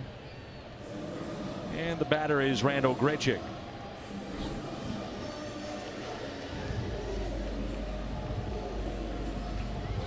Grichuk is 1 for 2 tonight. Struck out, singled to right, and scored. That was part of the 5-run 4th inning for the Cardinals.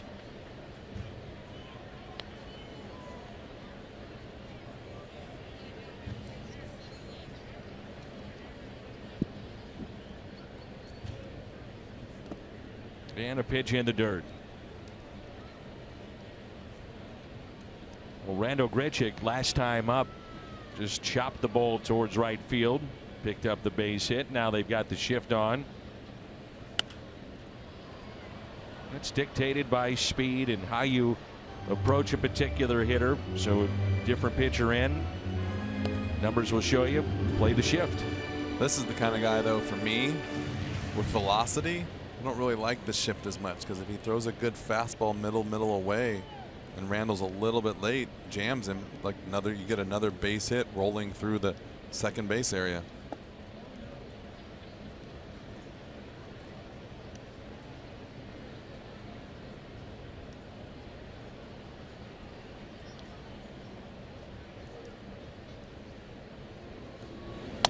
Grichuk breaks his bat past Arenado. LeMahieu the long throw, and Grichuk beats it, and it's an infield hit. Dangerous play there for Nolan Arenado, and that bat that was broken and going right at him, and the concentration just to try to make that play. Yeah, you don't usually see the bat go this far. This bat ends up on the outfield grass. I think thankfully Arenado had to go to his left. It's the only thing that really kept him out of trouble. Heck of a play by Story, or was that LeMahieu on the shift? Well, obviously Story, but some kind of athletic play right there. So 2-out base hit. Here's Harrison Bader. One of us will get it right. Yeah. Good play in the batting hole. 500. Sends you to Cooperstown. I mean, how can you keep track? Guys running all over the place on the defensive side.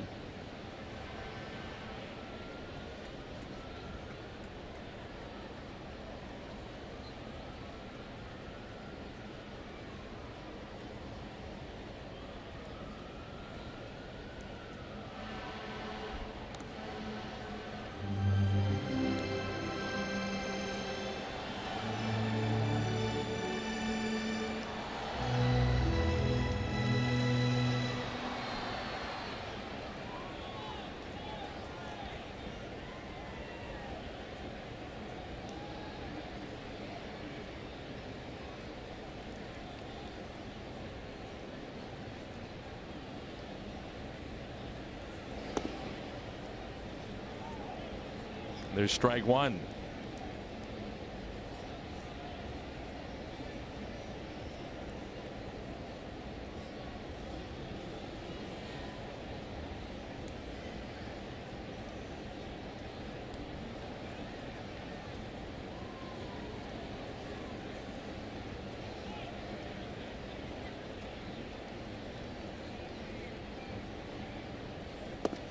The check swing. Oh, and they say he goes. CB Buckner. Why does that not surprise me?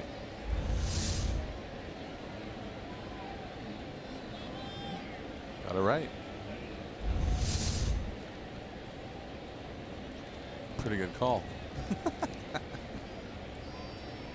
Nothing into the count on Bader. Infield hit and a walk tonight. Another check, and Grichuk back in, safe.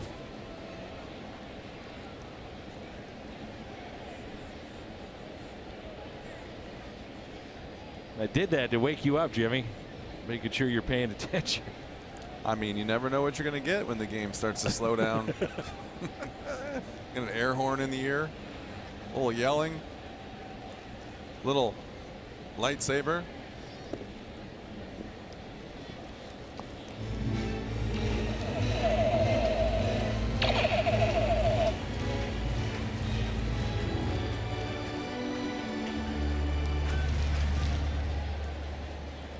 All these tricks just to keep you up. Look at, there she is, Princess Leia.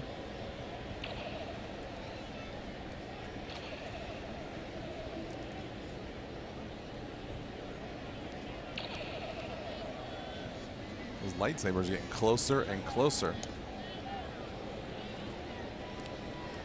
The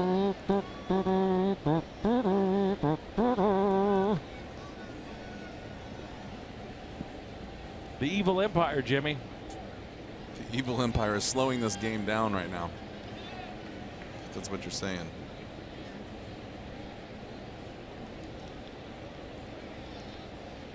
One and two the count on Bader.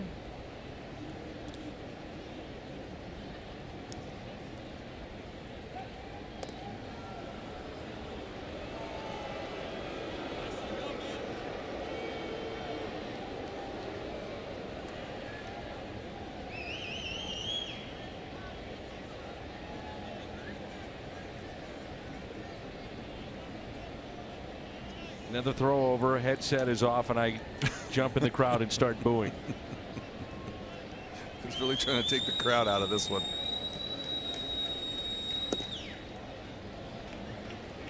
Two and two.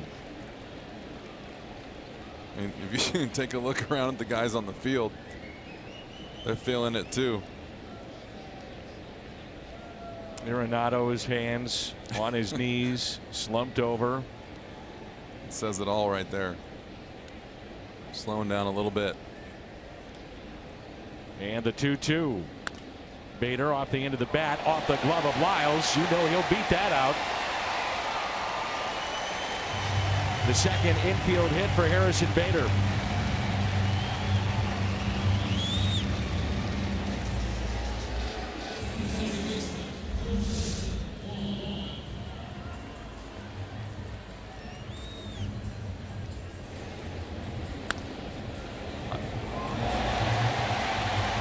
Not sure if the second baseman's going to make that play anyways, but pitcher obviously knocking the ball away. No chance. Here's Colton Wong with the RBI back in the fourth. It proved to be a 5-run inning for the Cardinals. 7-5 our score. Runners at first and second, 2 outs.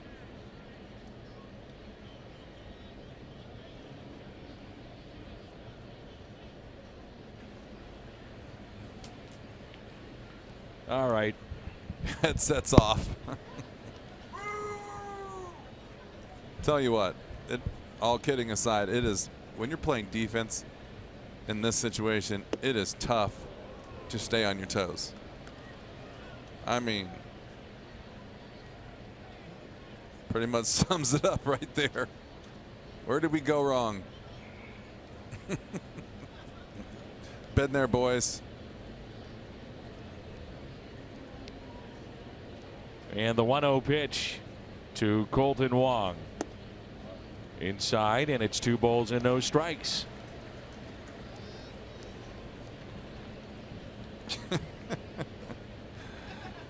We're going to have to turn off our monitors. I can't watch some of this stuff.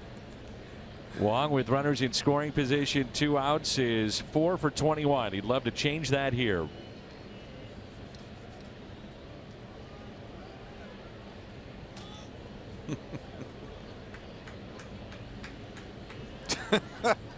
Checked his pulse. Just checked his pulse. We're going to need a redo of the bottom of the 5th, please. And the ball gets away. Things like that happen.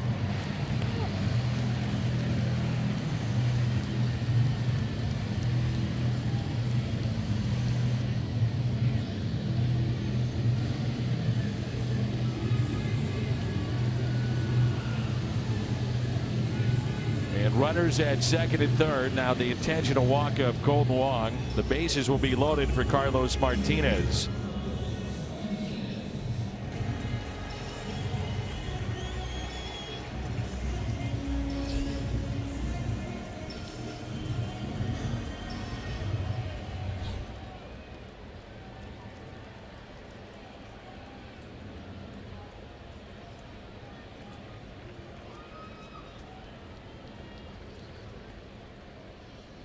And Martinez looks at ball 1. Inning started with a fly out, a strikeout, Grichuk an infield hit, Bader an infield hit, intentional walk to Colton Wong, and now a chance for Carlos Martinez.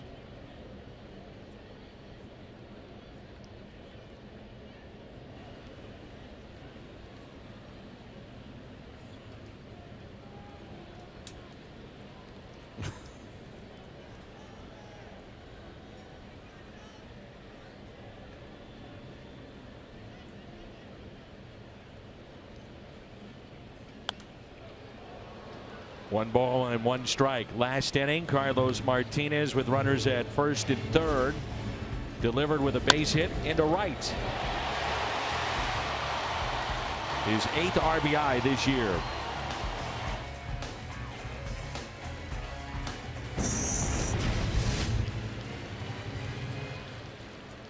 Mark Reynolds is now in a catcher's squat position at first base, trying to stretch and stay loose.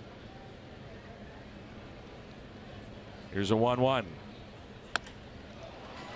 Hit to second. LeMahieu flips to Story for the out. Cardinals strand the bases loaded, and we head to the 6th. It's 7-5 St. Louis.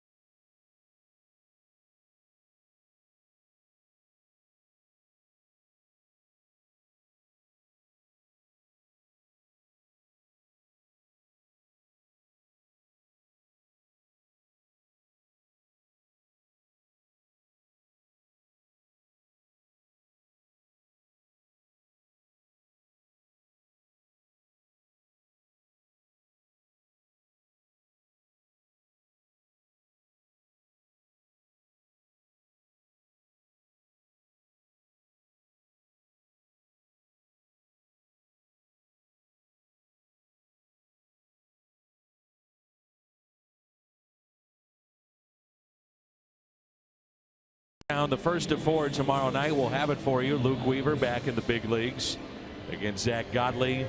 Cardinals will face Robbie Ray. Michael Walker in game 2. Zach Greinke game 3 against Mike Leake. Taijuan Walker against Lance Lynn. That's on Sunday. And we'll wrap up the homestand. But the Arizona Diamondbacks will be here. Arizona a half-game lead over Colorado in the wild card. A couple of pitchers looking at grips. See Michael Walker with the little 4-seamer, maybe a little cutter. I don't know who's teaching who what there, but always trying to pick up something.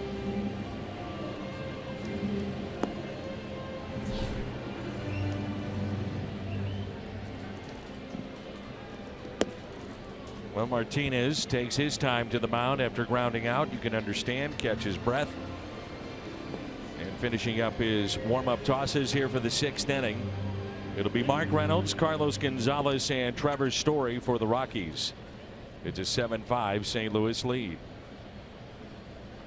Reynolds has grounded out to third and also flied out to left.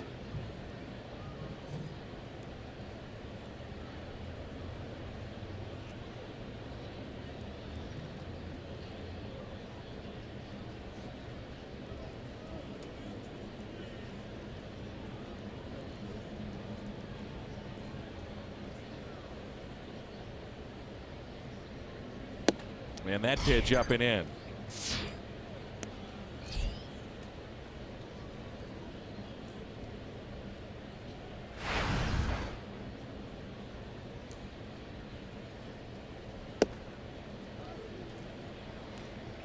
One ball and 1 strike.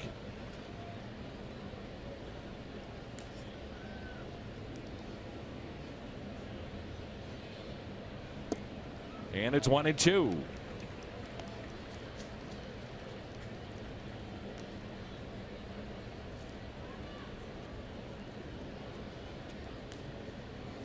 Swing and a miss. He struck him out. And that's 7.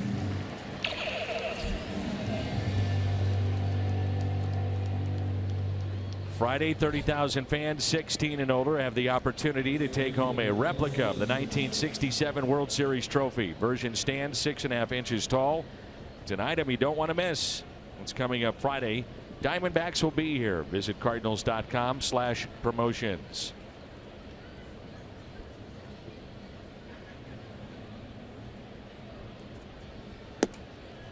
And a ball to Carlos Gonzalez.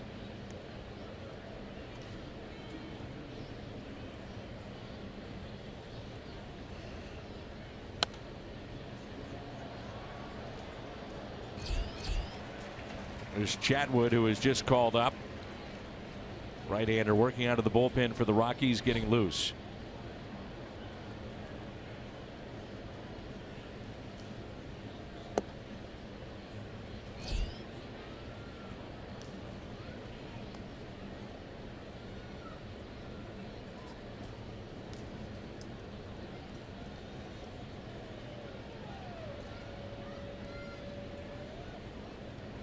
The 2-1 is out of play, 2-2.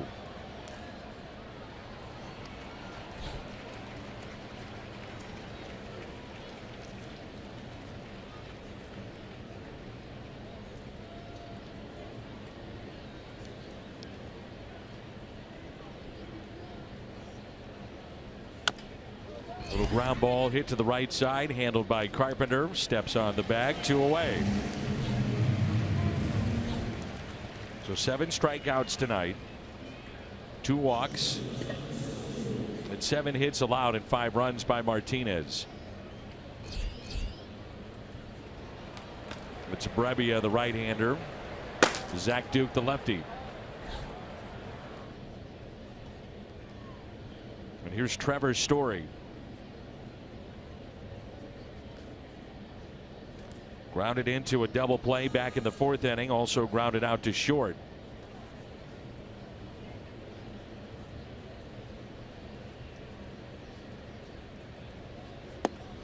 And there's strike 1. By inning, 79 total for Martinez.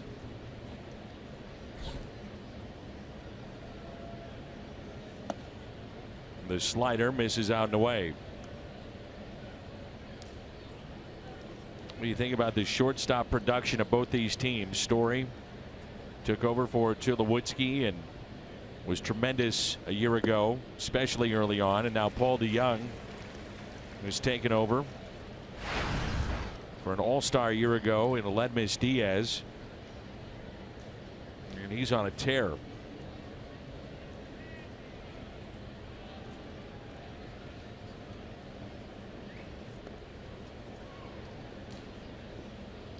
Two and two the count.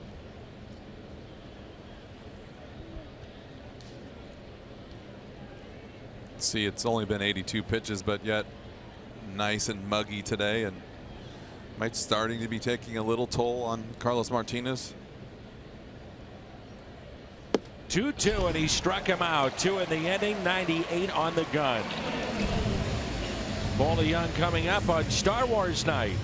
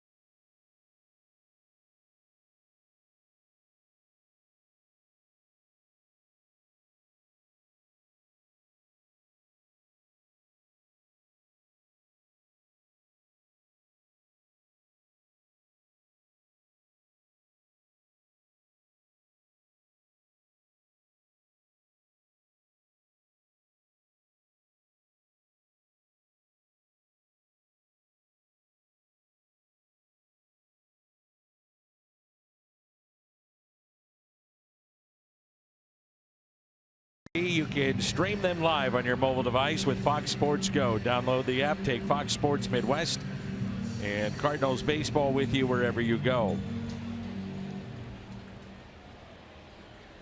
Thumbs up, Jimmy. Wherever you go. Here's Carpenter, Pham, and DeYoung. Carpenter with an RBI double that scored 2 back in the 4th inning.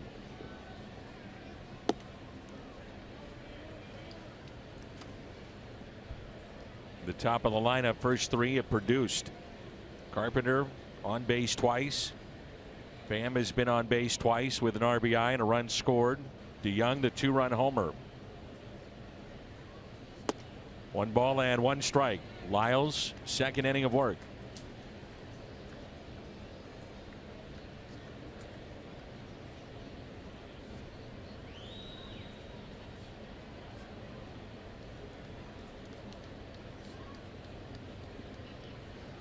Here's a 1-1.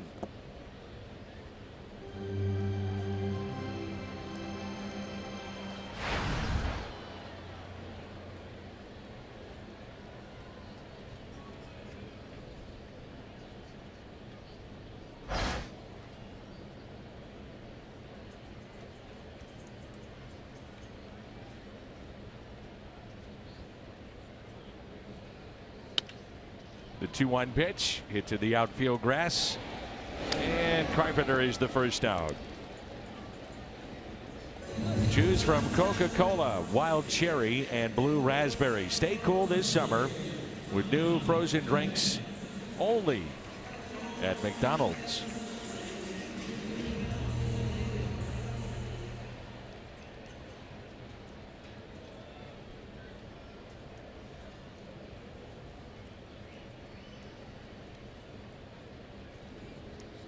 Here's Tommy Pham.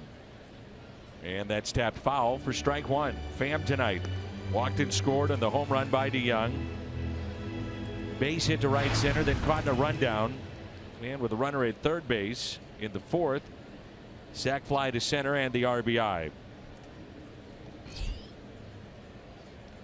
The 0-1. I always felt for the most part the teams that you played on early mid-2000s, the pitchers worked fairly quickly by design. I mean, Carpenter was a fairly quick worker. There's a base hit into right for Tommy Pham.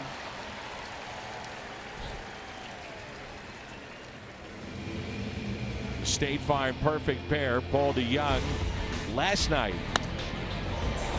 and he did it again tonight. A pair of 2-run homers.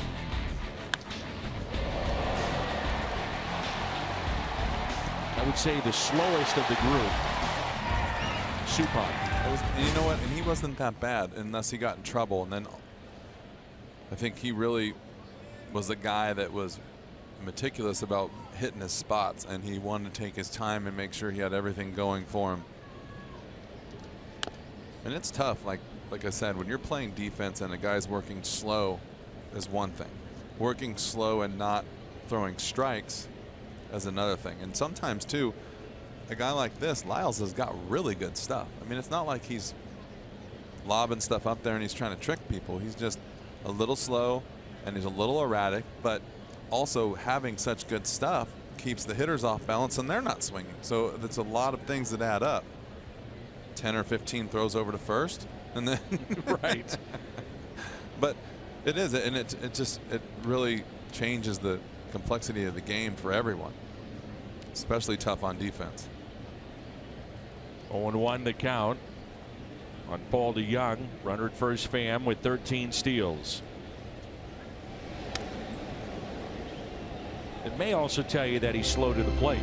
If he's throwing over this much, trying to do anything he can to keep the rhythm of a base runner off kilter, keep him close to the bag.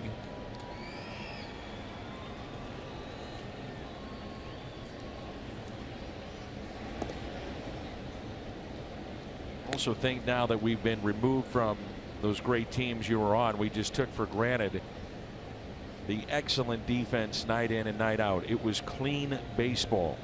Yourself, Yachty, Albert Pujols, Scott Rowland, we've talked about, Renteria, Vina, Edmonds, Walker, Reggie Sanders. I mean, all very good defensive players.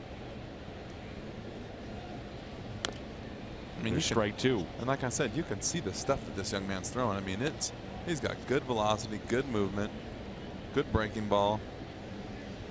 It's almost like he's trying to make too good of a pitch, and then when you're doing that and working slow, it just really takes a toll on the game.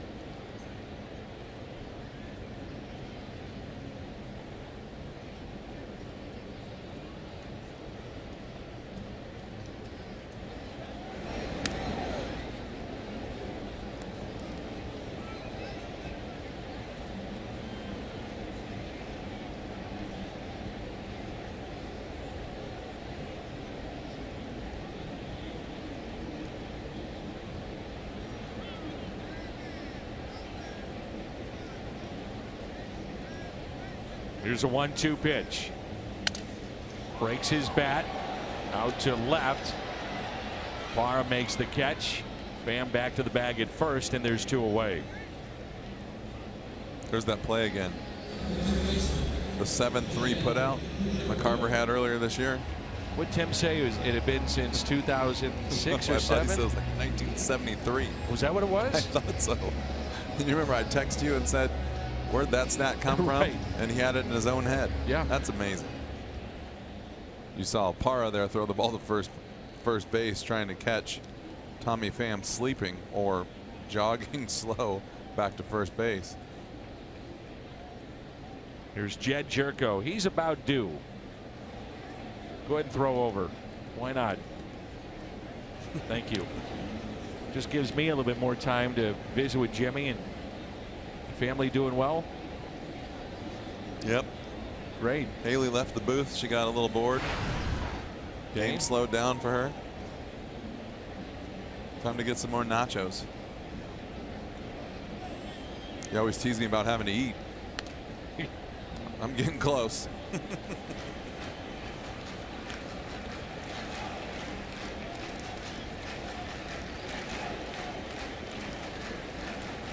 You know, if you're wondering, the pace, which is the time between pitches, on average is about 25 seconds for Jordan Lyles. You say, well, 25 seconds seems a lot slower tonight. Well, it's in the middle of the pack of relievers in all of baseball.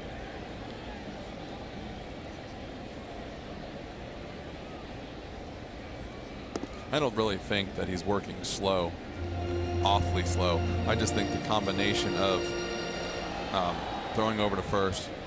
I feel like I almost said something a minute ago.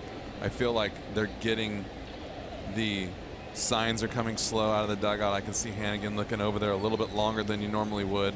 And then his stuff is not throwing a lot of strikes, so there's a lot of things that add up. So in all fairness, he's not really working awfully slow. It's a huge combination.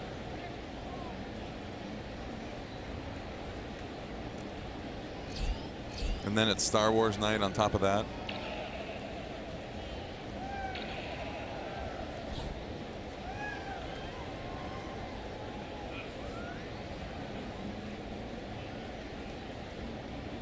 One ball and one strike on Jed Jerko. And the thing is, the pace of play is more about those watching the games on television than it is about the people at the ballpark. Yeah, I mean, or the announcers. I mean, running out of things to say during slow at bat. People sitting down there having beer and popcorn and Cracker Jacks. And you actually think I would run out of something to talk about? I have appropriate things, yes. Oh, well, good point.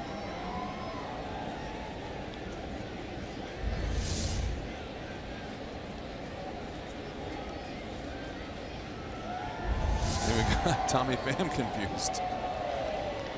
2-1 pitch. 3-1. Yadier Molina at the on-deck circle.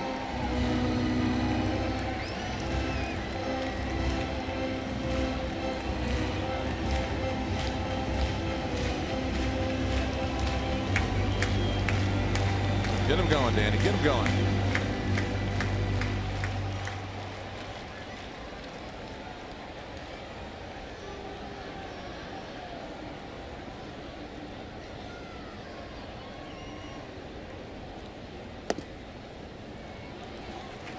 And it's taken high.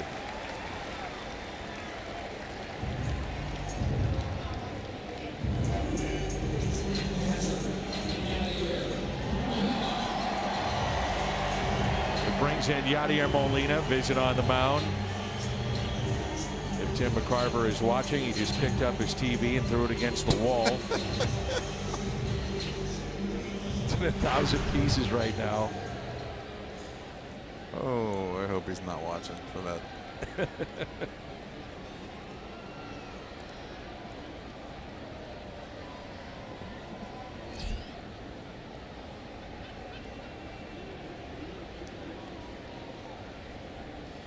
Molina rips it fair inside the third base line. That'll wake you up. Pham will score. Here comes Jerko. Relay, no throw. Yanni delivers.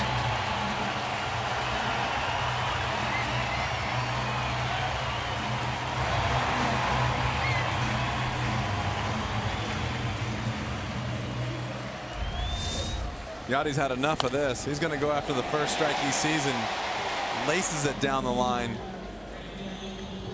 Good swing, got a fastball for a strike. Snuck it by Arenado. And you get to watch the blazing speed of Jed Jerko scoring all the way from first.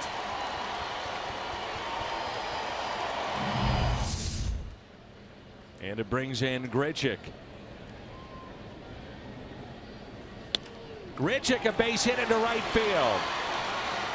Molina held up at third base.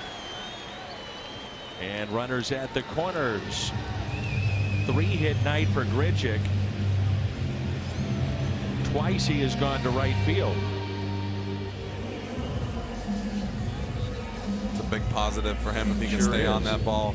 Try to fight the urge of trying to pull and get out in front of a sinker. He's done a good job tonight of staying on the ball and hitting the ball the other way.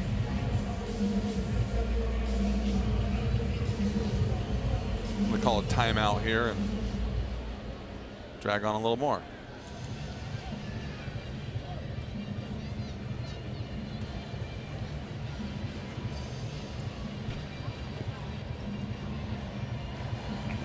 All right, runners at first and third. 9-5 our score. We're in the bottom of the sixth. 2 outs. A 2-out rally here by the Cardinals. 30,000 fans coming up on Friday, 16 and older. Take home the replica of the 1967 World Series trophy. And it's an item you don't want to miss that's coming up this Friday. Molina passes Benito Santiago for 16th place among all major league catchers in RBI.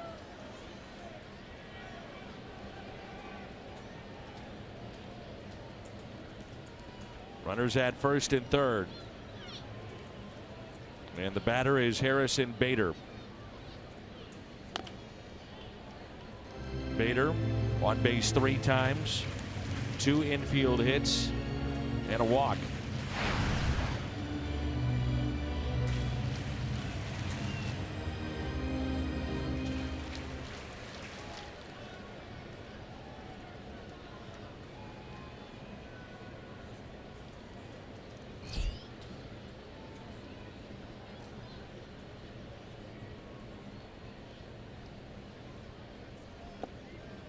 Two strikes.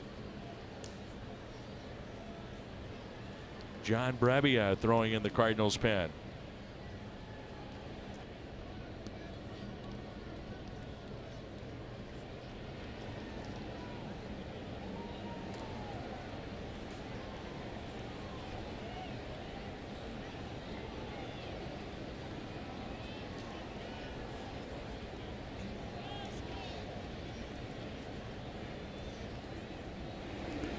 In the dirt, advancing Grichuk to second base. What has been a hot, muggy night. It's been a long night for Hannigan. Watch the ball bounce right here, and Randall gets a good read. Another runner in scoring position for Mr. Bader, Mr. Darth Bader.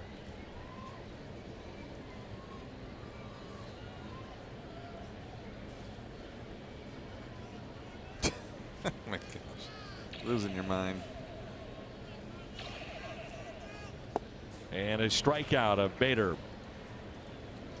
The Cardinals strand 2, but they add on thanks to Yadier Molina. RBI double. It scores 2. Looking for a sweep.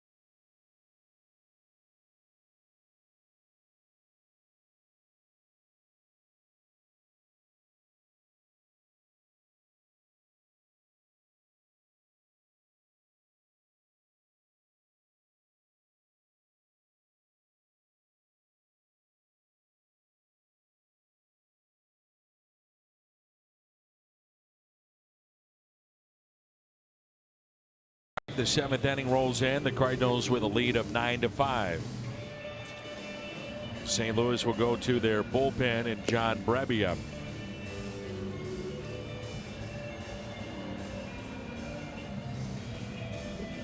Chevy called to the pen. Brebbia takes over for St. Louis. The mid-90s fastball, good slider.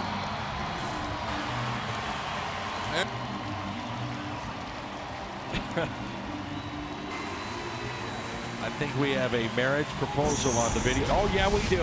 And she said yes. Yeah. All right, that's enough of the kissing. Either that or get the camera off him. Oh, yeah. Pardon me while I stand up and applaud. I'm back now. I'm ready to go. All right. Little Ted Drews in the back. Mm-hmm. A little sugar. I'm ready to go again. Thank you, Ted.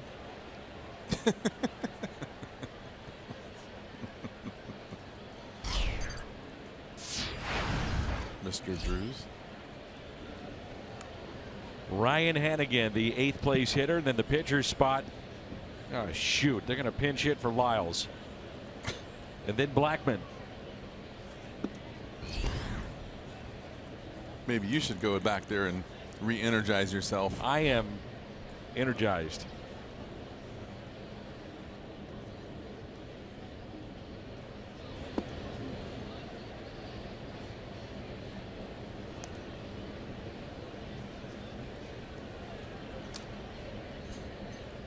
Two balls and no strikes. Brebbia in relief of Martinez, who went 6 innings tonight.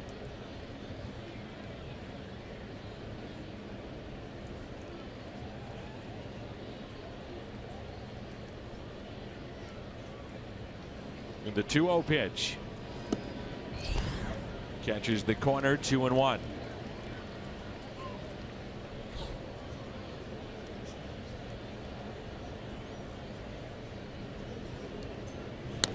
And a ground ball that is a fair ball. Off balance throw. Nice play by Jed Jerko.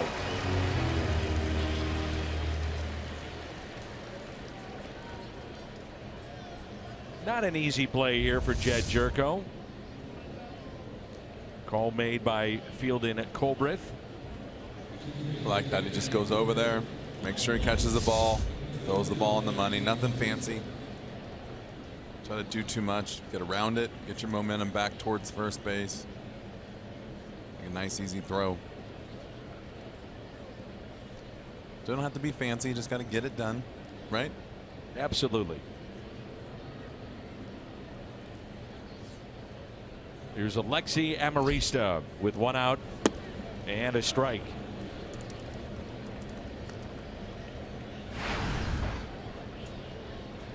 Brebbia 1.61 ERA. That's the lowest of all rookies in the National League. And there's strike 2.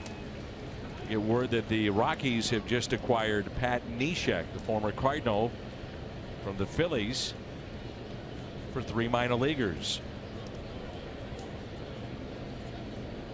And the 0-2. Lifted in the air, left center. Bader. He's got it.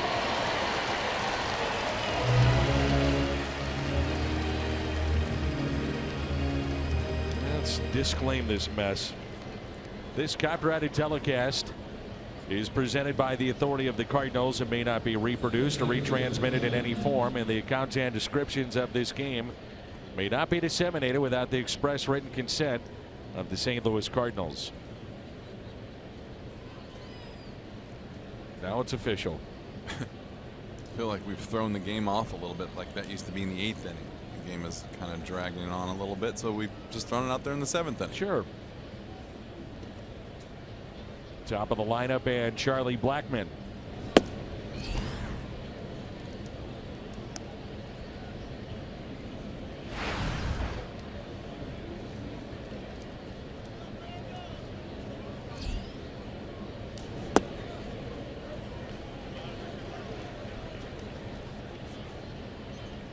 Phillies acquired an infielder, Jose Gomez, right-handed pitcher J.D. Hammer, and right-handed pitcher Alejandro Requenga. They need some help in their pen, so they get Neshek. It's a nice little pickup they got right there. I wonder if they made that trade during the 5th or 6th inning.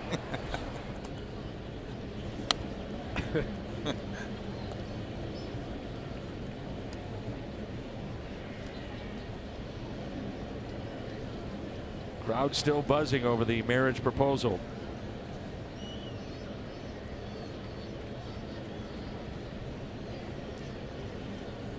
Nothing, and I mean nothing, says I love you. Like a marriage proposal on a hot, steamy night at Busch on Star Wars night. The swing and a miss, and Blackmon is retired.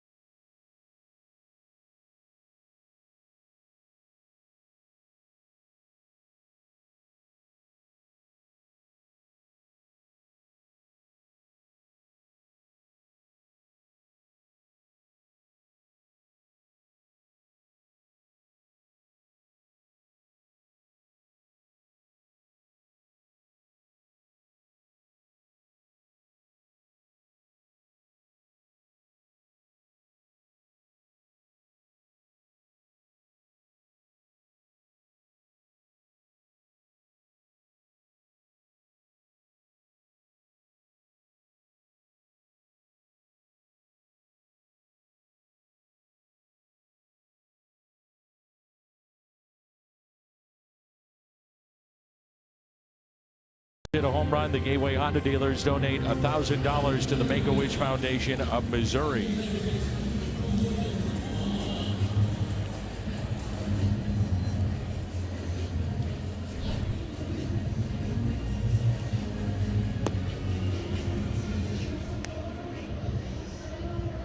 Here's Chatwood, the first relief appearance since 2012 for the right-hander.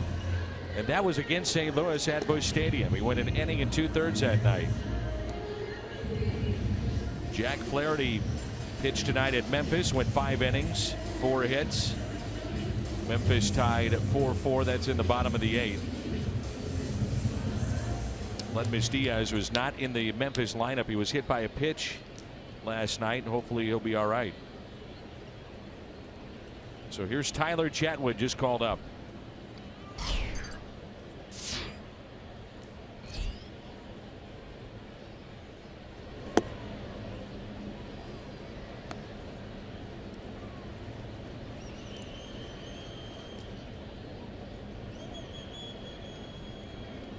Colton Wong at the plate. And it's 2 balls and no strikes. Wong an RBI back in the 4th, intentional pass in the 5th.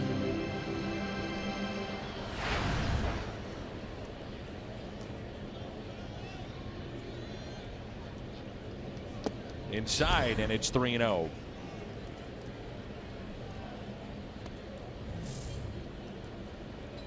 There he is. Yep. Been looking for him.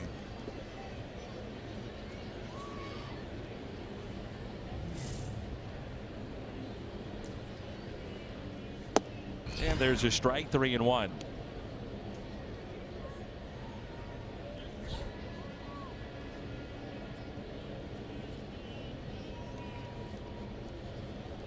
The next to Colton Wong.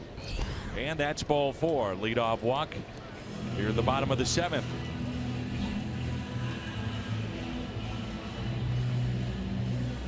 Luke Voit will be the pinch hitter.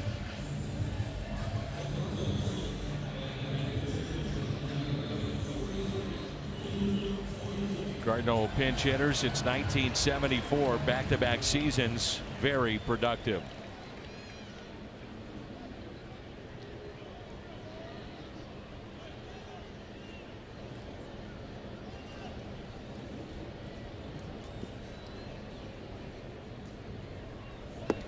Ball 1 to Luke. It's kind of a reoccurring theme here. Ball 1. Brett Cecil getting loose.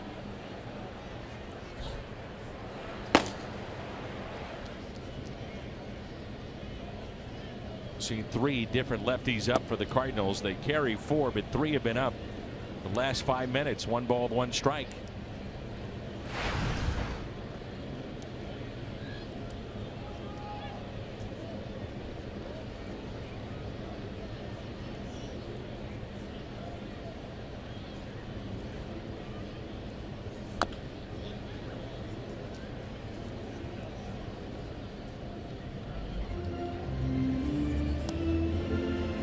Spot we talked about, the number 9 spot producing for the Cardinals this season. That includes Carlos Martinez with a base hit to right earlier,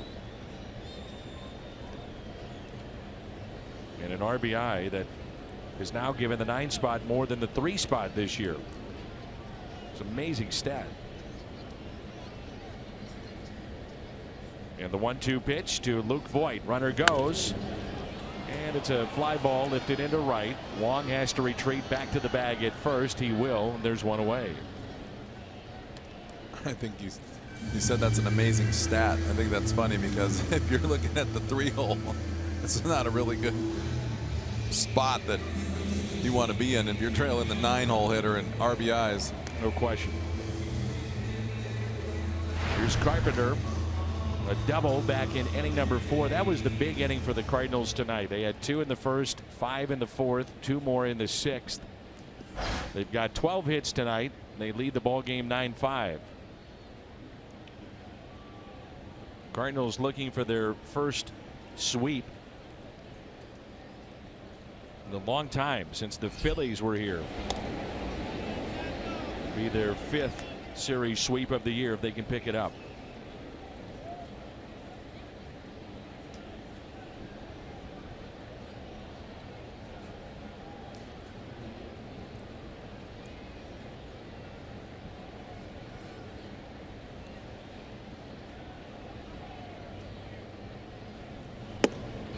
pitch that's catching the upper portion of the strike zone. I don't think Carpenter liked it. Usually when he backs up slowly like that, it's his way of saying, I'm not so sure. Caught the very top of the zone, I would guess.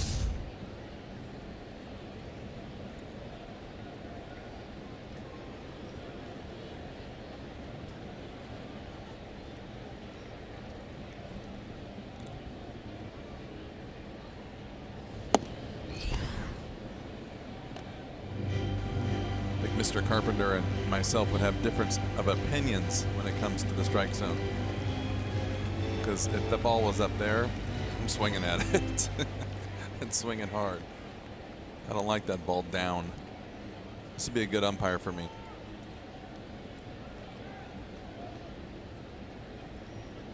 About as opposite of a left-handed hitter as you can get. This guy right here. Me, I'm saying, not Carpenter. Well, you had that big uppercut. It wasn't big. Come on. It was just an uppercut.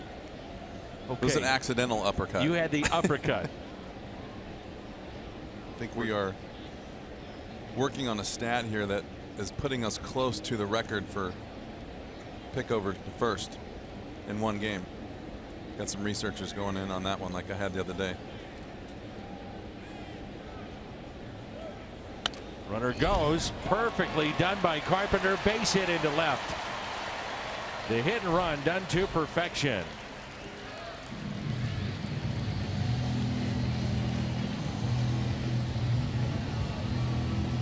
Thank you very much. Good piece of hitting by Carp.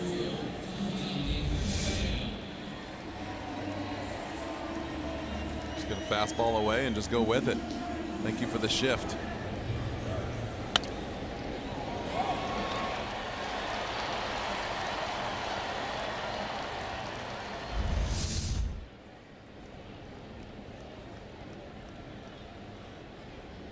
The Cardinals with 13 hits tonight. Their season high is 16. And that was back on the 5th of May against Atlanta. Gets away. Run scores. 10-5 Cardinals.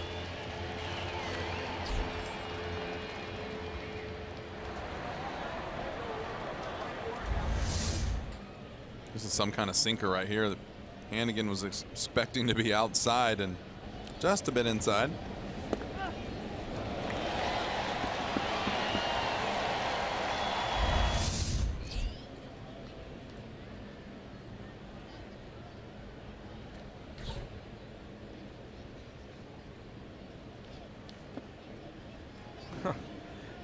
Look at Hannigan. Oh man, one of those nights. He's one of those guys, man. He grinds it out too. Sure does. At least it's not hot or muggy or anything. He's fine. Little Gatorade, he'd be fine. Little Ted Drews in between innings. Carpenter, your runner at second base. 2-0 the count on Tommy Pham. On base 3 times. Inside.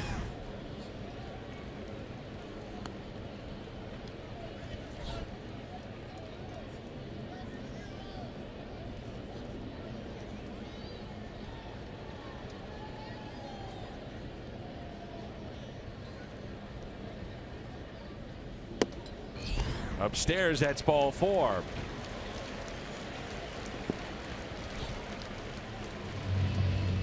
So base hit, a couple of walks.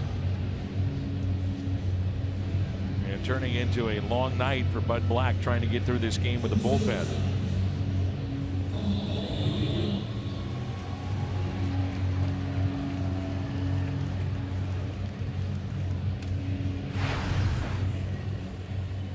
Next studio update, it'll be a look at the Brewers and the Nationals.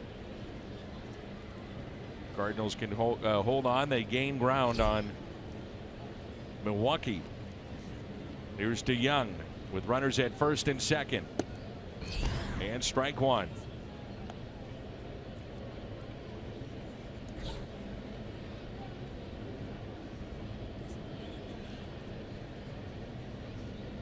The Cubs in the bottom of the 7th, a 6-1 lead over the White Sox.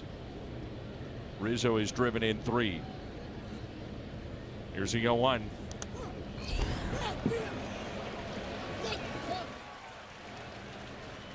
Runners advance to second and third. I don't think Ryan Hannigan was really pleased with that. I don't know if that was Hannigan or the pitcher screaming, but nonetheless, the ball was just a little low.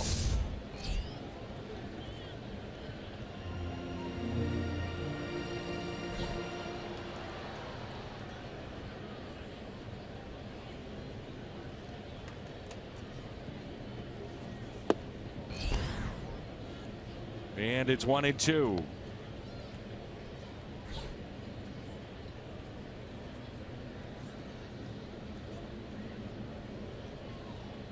Infield is drawn in for the Rockies. 1 ball, 2 strikes on DeYoung. We had a 2-run homer back in the first inning. And Jerko will be the batter. So 2 outs, the strikeout. And it brings in Jed Jerko. And clearly you can see this bullpen has got quality stuff.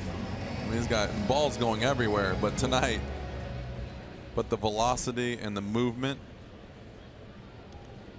this is why this team is being so successful this year.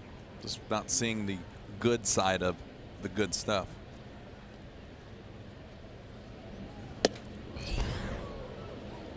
Strike 1 on Jed Jerko. As I was saying, he struck out tonight, fly to center, popped out to second, walked and scored in the 6th.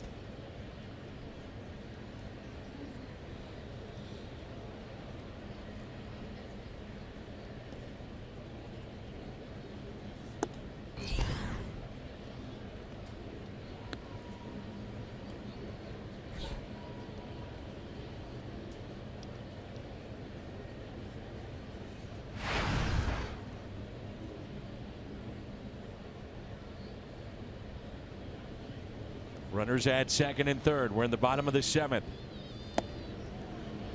And it's a ball and 2 strikes on the Cardinal third baseman.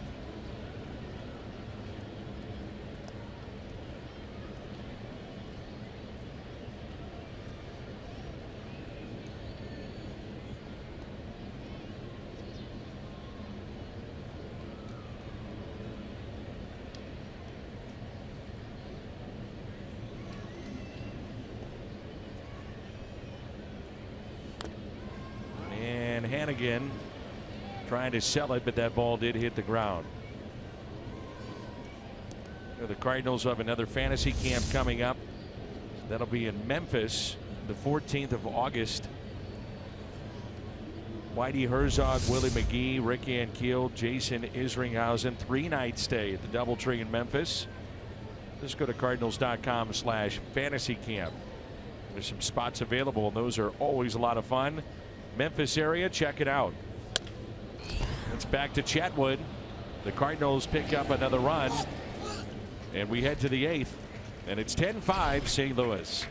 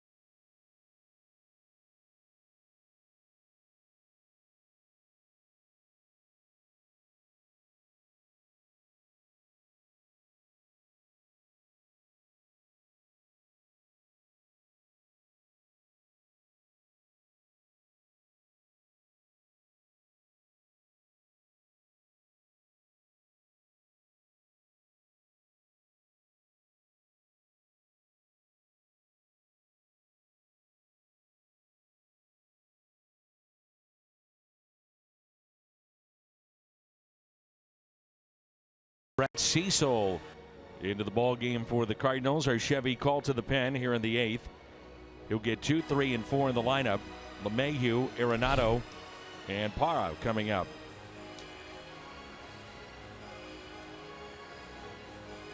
Phillips 66. What's in the tank for Brett Cecil? 3 days of rest. 8 pitches in his last appearance as he went a third of an inning.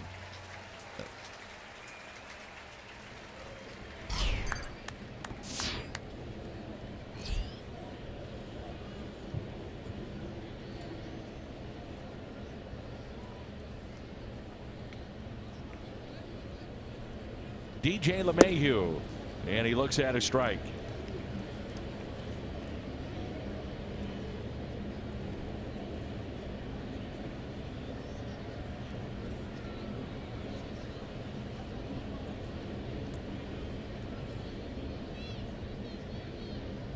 And the 0-1 pitch fouled back, and it's 0-2.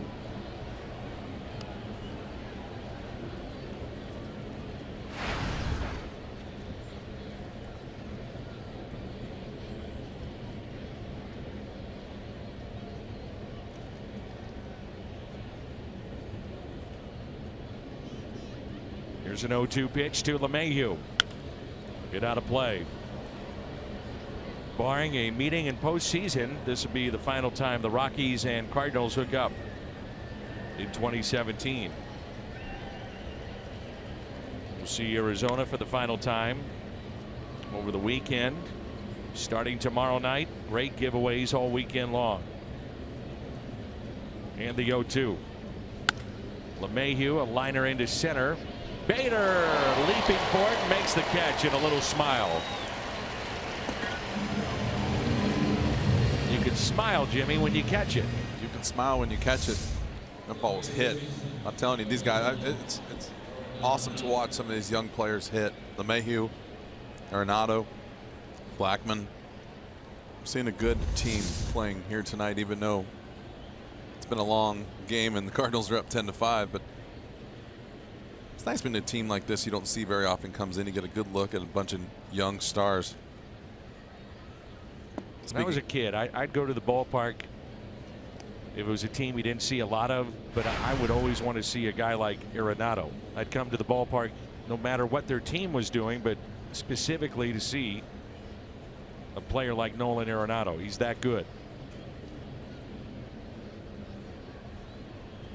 Watch him take ground balls. Speaking of that good, he is, since 2015, he has 105 home runs. Only he's second on the list behind Nelson Cruz.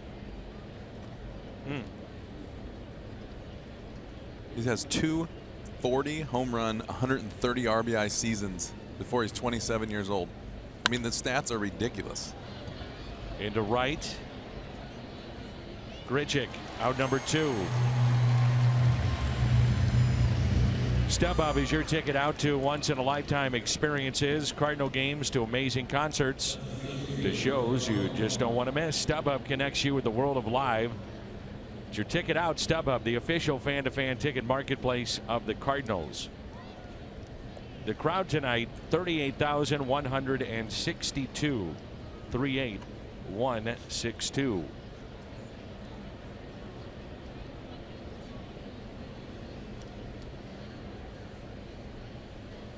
And it brings in Parra.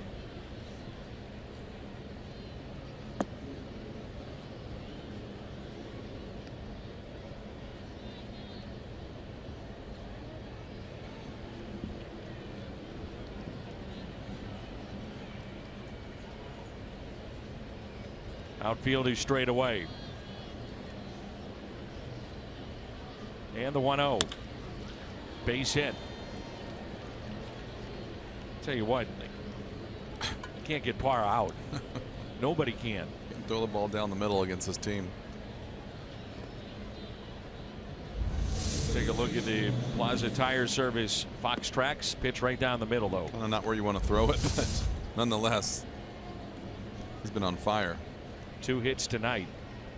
And it brings in Reynolds, who's grounded out to third, fly to left, and also struck out.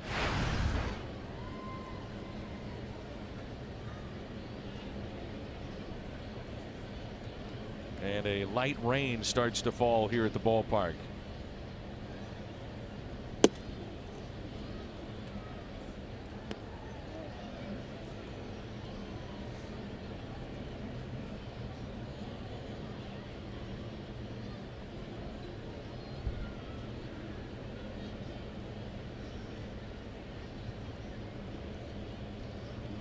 The 1-0 pitch out of play, and it's 1 ball and 1 strike.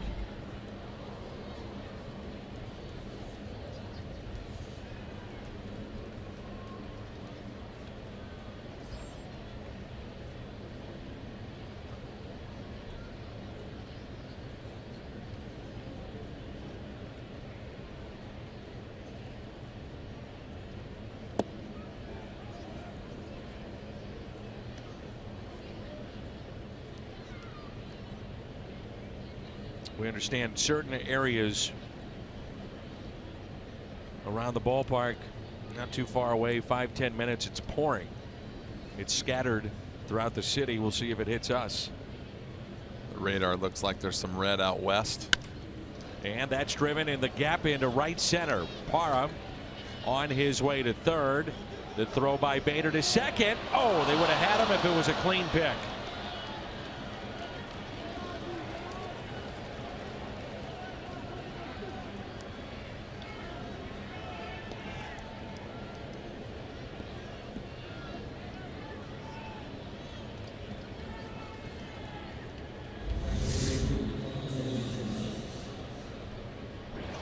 Heck of a throw right here. Like we said about last night's game, the throw has to be perfect. It doesn't matter how good of an arm you have, and you don't give a good hop or ball's not on the money, it doesn't matter.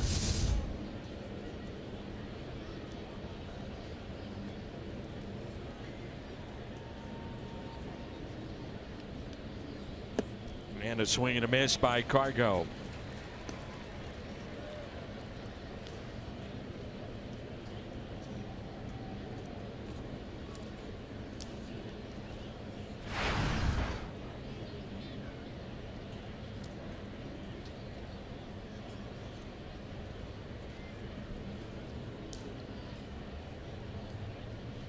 A broken bat, slowly hit. Tough play. Colton Wong off balance throw. Safe. Parra scores. That makes it a 10-6 game.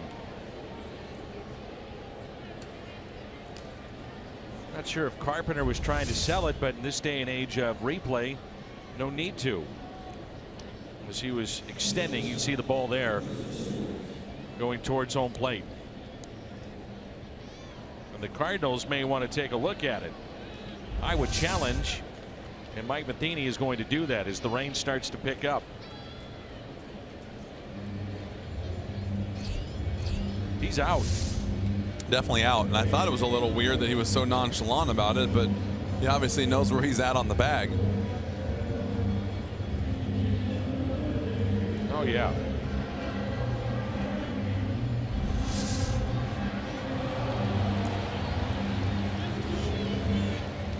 Carpenter said, let's do it. Everyone's walking off the field. We go.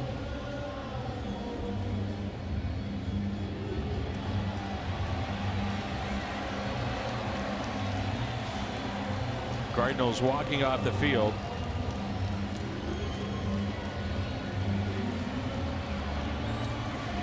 Replay video here at the ballpark showing that Carpenter's foot is on the bag.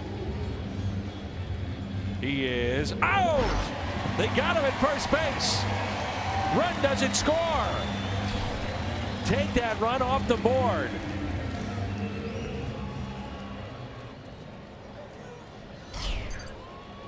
(10-5) as we head to the bottom of the 8th.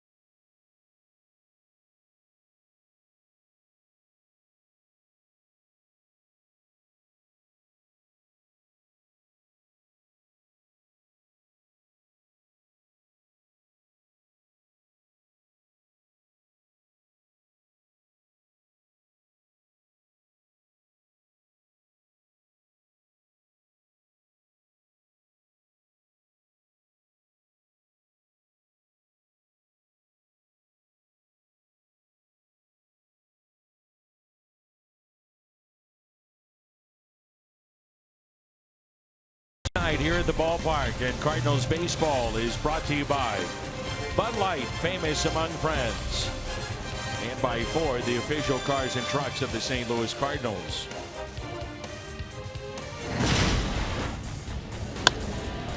The fourth inning for the Cardinals. Nissan drive of the game. Carlos Martinez wound up being a 5-run St. Louis inning. That was one of the key hits along the way.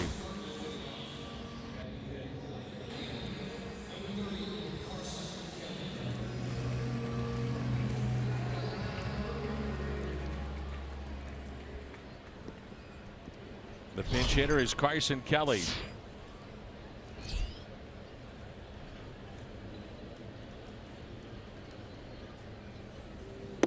Up and in.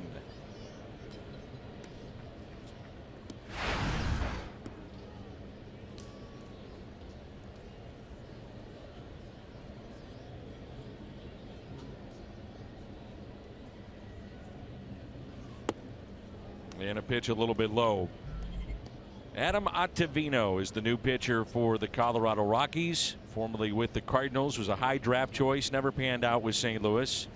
Was up briefly. He's had arm issues, but he's had good numbers for the Rockies last couple of years.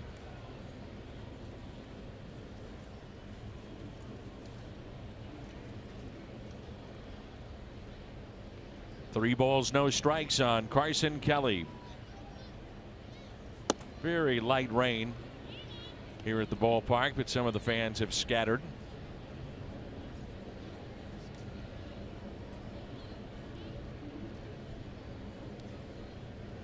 And a 3-1 pitch.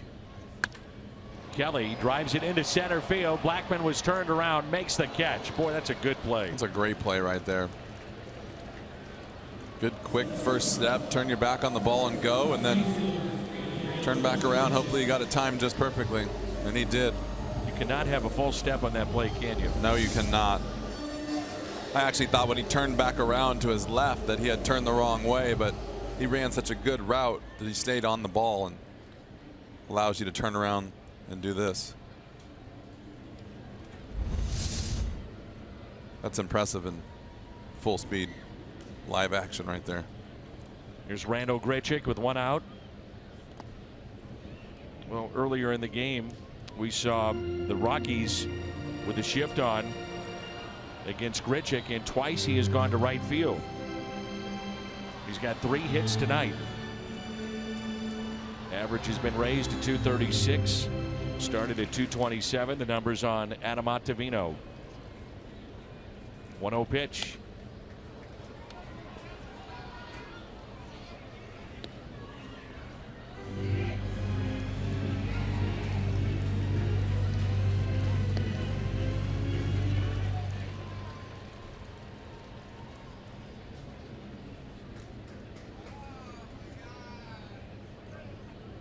The 1-1. Check swing, slowly hit, may beat it out. Ottavino is at the bag, but safe. And it could be a 4-hit night for Grichuk. If it is, it's his first career 4-hit night. A little excuse me. Like the hustle. Not sure what's going on there. That's tough to see. Just missed the bag. Yeah, when you see him go for the second time, that usually tells you. It tells the umpire.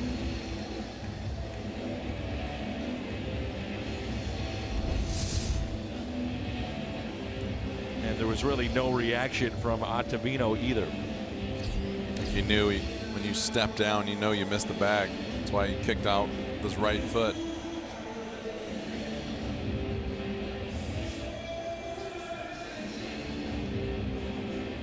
You know, Jim Hayes has a tremendous radio program in the mornings, and they celebrated their 13th anniversary this morning. 13 years. I like it. 13 years. 13.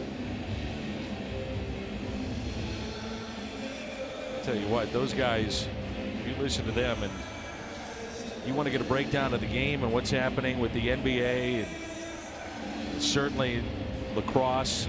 Or you want to just lose your mind in the morning? I mean, they've got hot takes like I've never heard. Hot takes.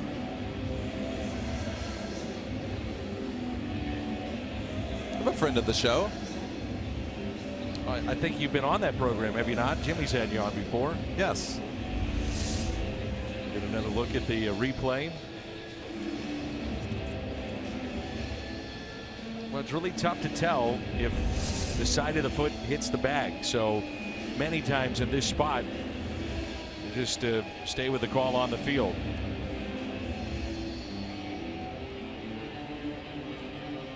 Jimmy the Cat Hayes in the morning with the great Tim McKernan. Doug Vaughn as well. Doug Vaughn, a little dryness there. Yeah, great program. Old-fashioned pony show, as Tim calls it.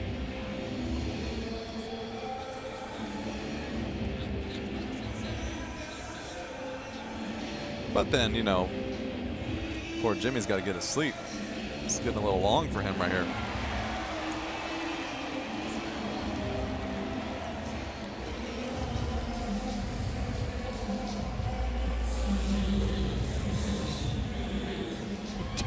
Dakinger. Look at the top of the AL helmet. Had to go deep for that AL, old school AL helmet. That was really old school. Keith O'Brien with way too much time on his hands. Well, that was the 5th and the 6th inning. Plenty of time. Plenty of time.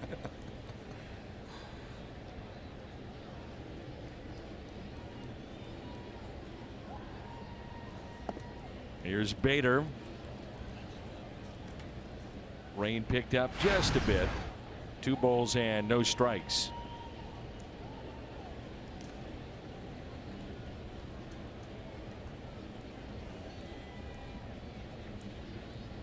Might as well go ahead and get yourself a 3rd hit if you're going to play. Been on base 3 times, couple of hits and a walk.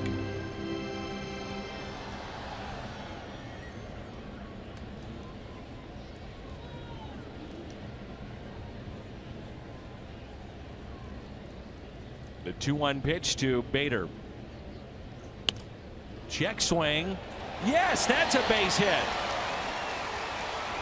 On his way to second. Grichuk to third. He'll stop there. Harrison Bader with 2 infield hits and an excuse me double. His second in as many nights.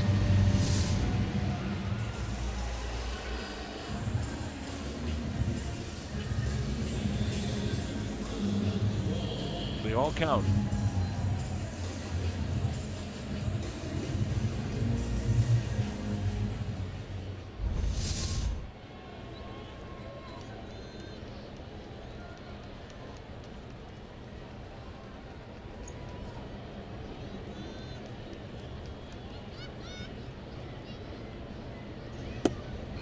And a strike to Colton Wong. The infield drawn in here for the Rockies.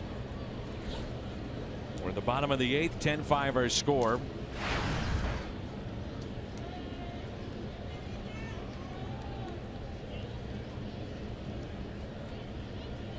The Pirates lose 2-1 against San Francisco. And Wong pops it up on the infield.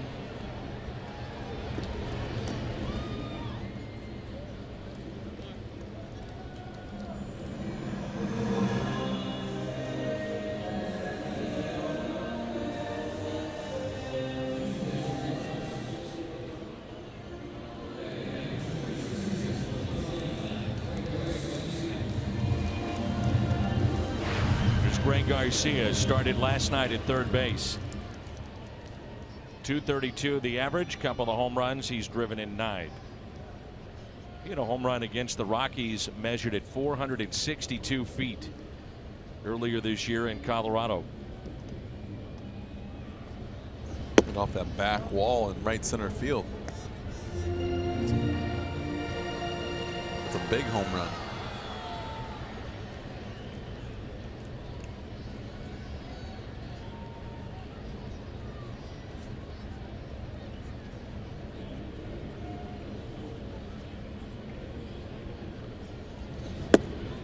2 balls and no strikes.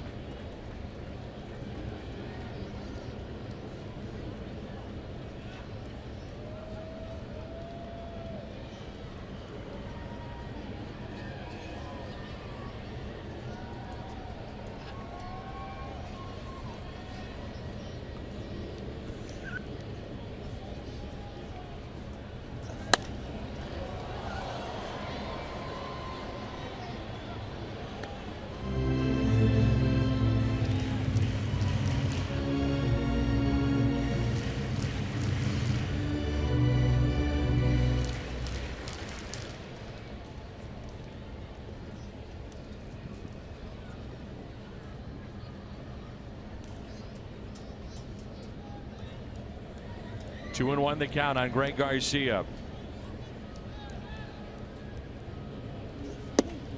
Inside, 3-1.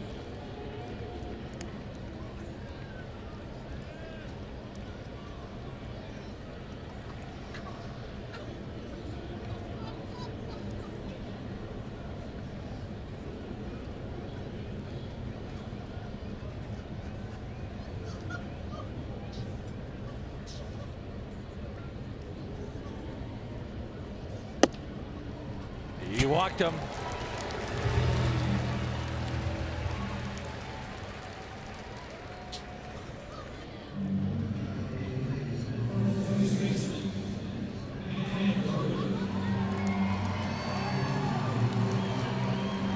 I mean, Danny, if you're watching at home and you think this game is long, can you imagine being stuck in the truck, working the cameras and all the details that they have to go through with all these pitches and length of this game? I think you'd be losing your mind in there too.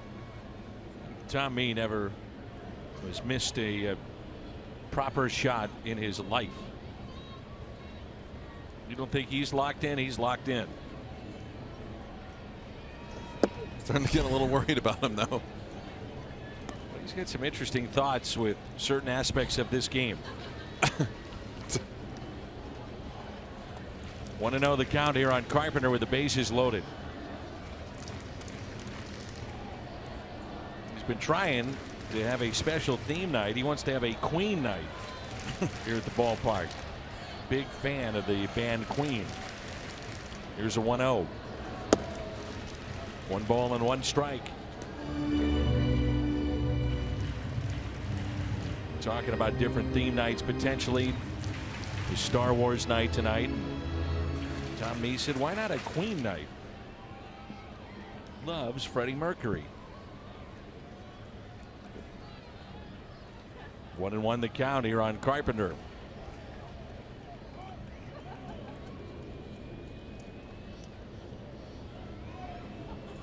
Carpenter terrific in these spots with the bases loaded.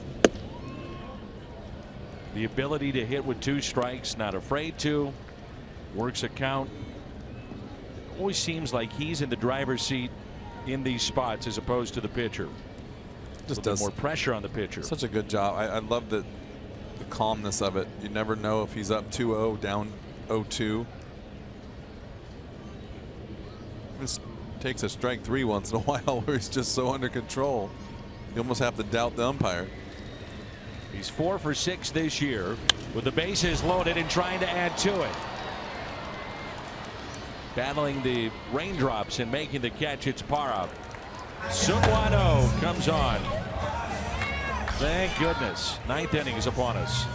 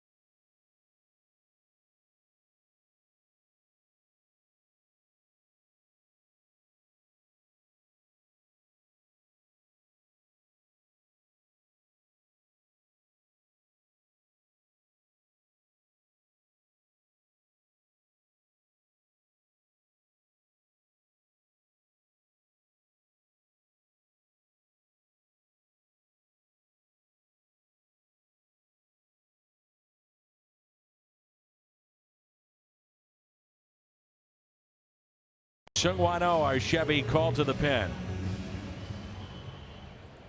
And trying to finish off a sweep for St. Louis.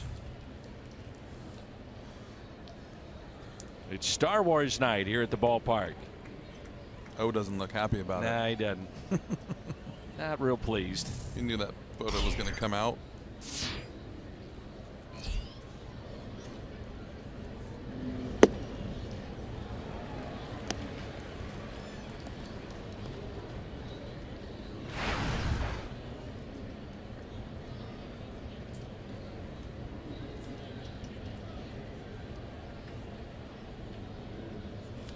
Here's the 0-1. Trevor Story now 0-2.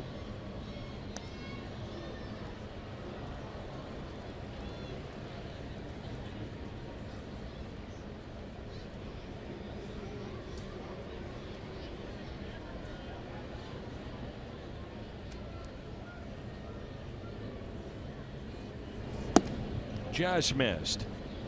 It's a 3-hit night for Harrison Bader.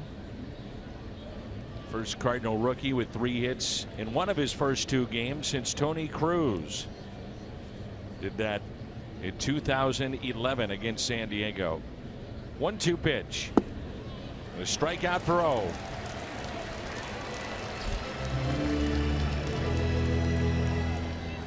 Budweiser player of the game on this hot night. Randall Grichuk 4 for 5, 4 singles and a run scored.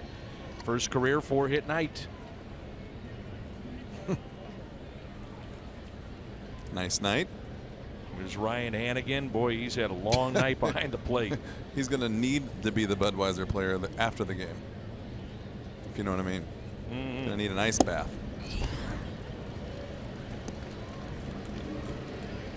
One out, nobody on. 0-1 the count on Hannigan.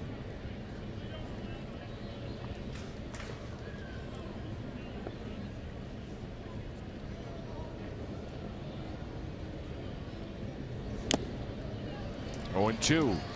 Seeing a little bit more movement tonight from Seung-Wan-Oh. A little life.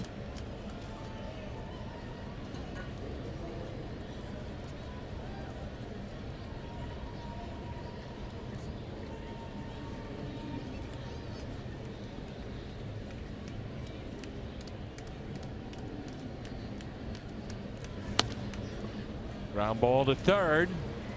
Jerko. And the Cardinals one out away from a sweep of Colorado.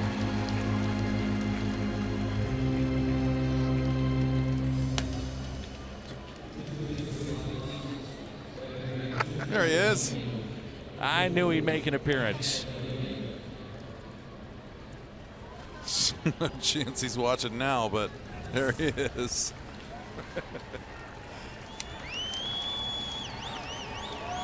Now we'll be back on the pre- and post-game shows tomorrow night. Here's Valleca. Strike 1.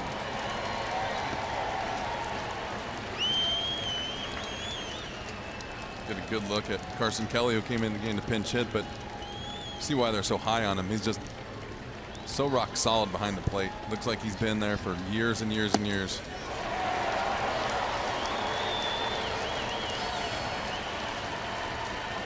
Oh, 2.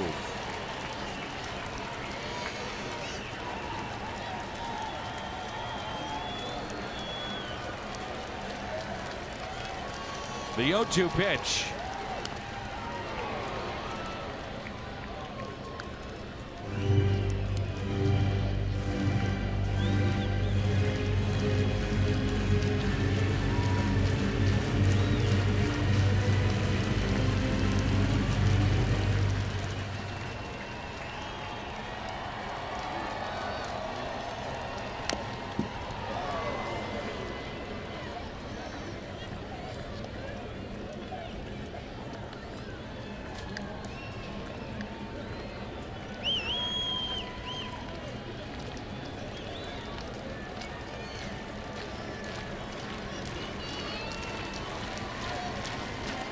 The 0-2.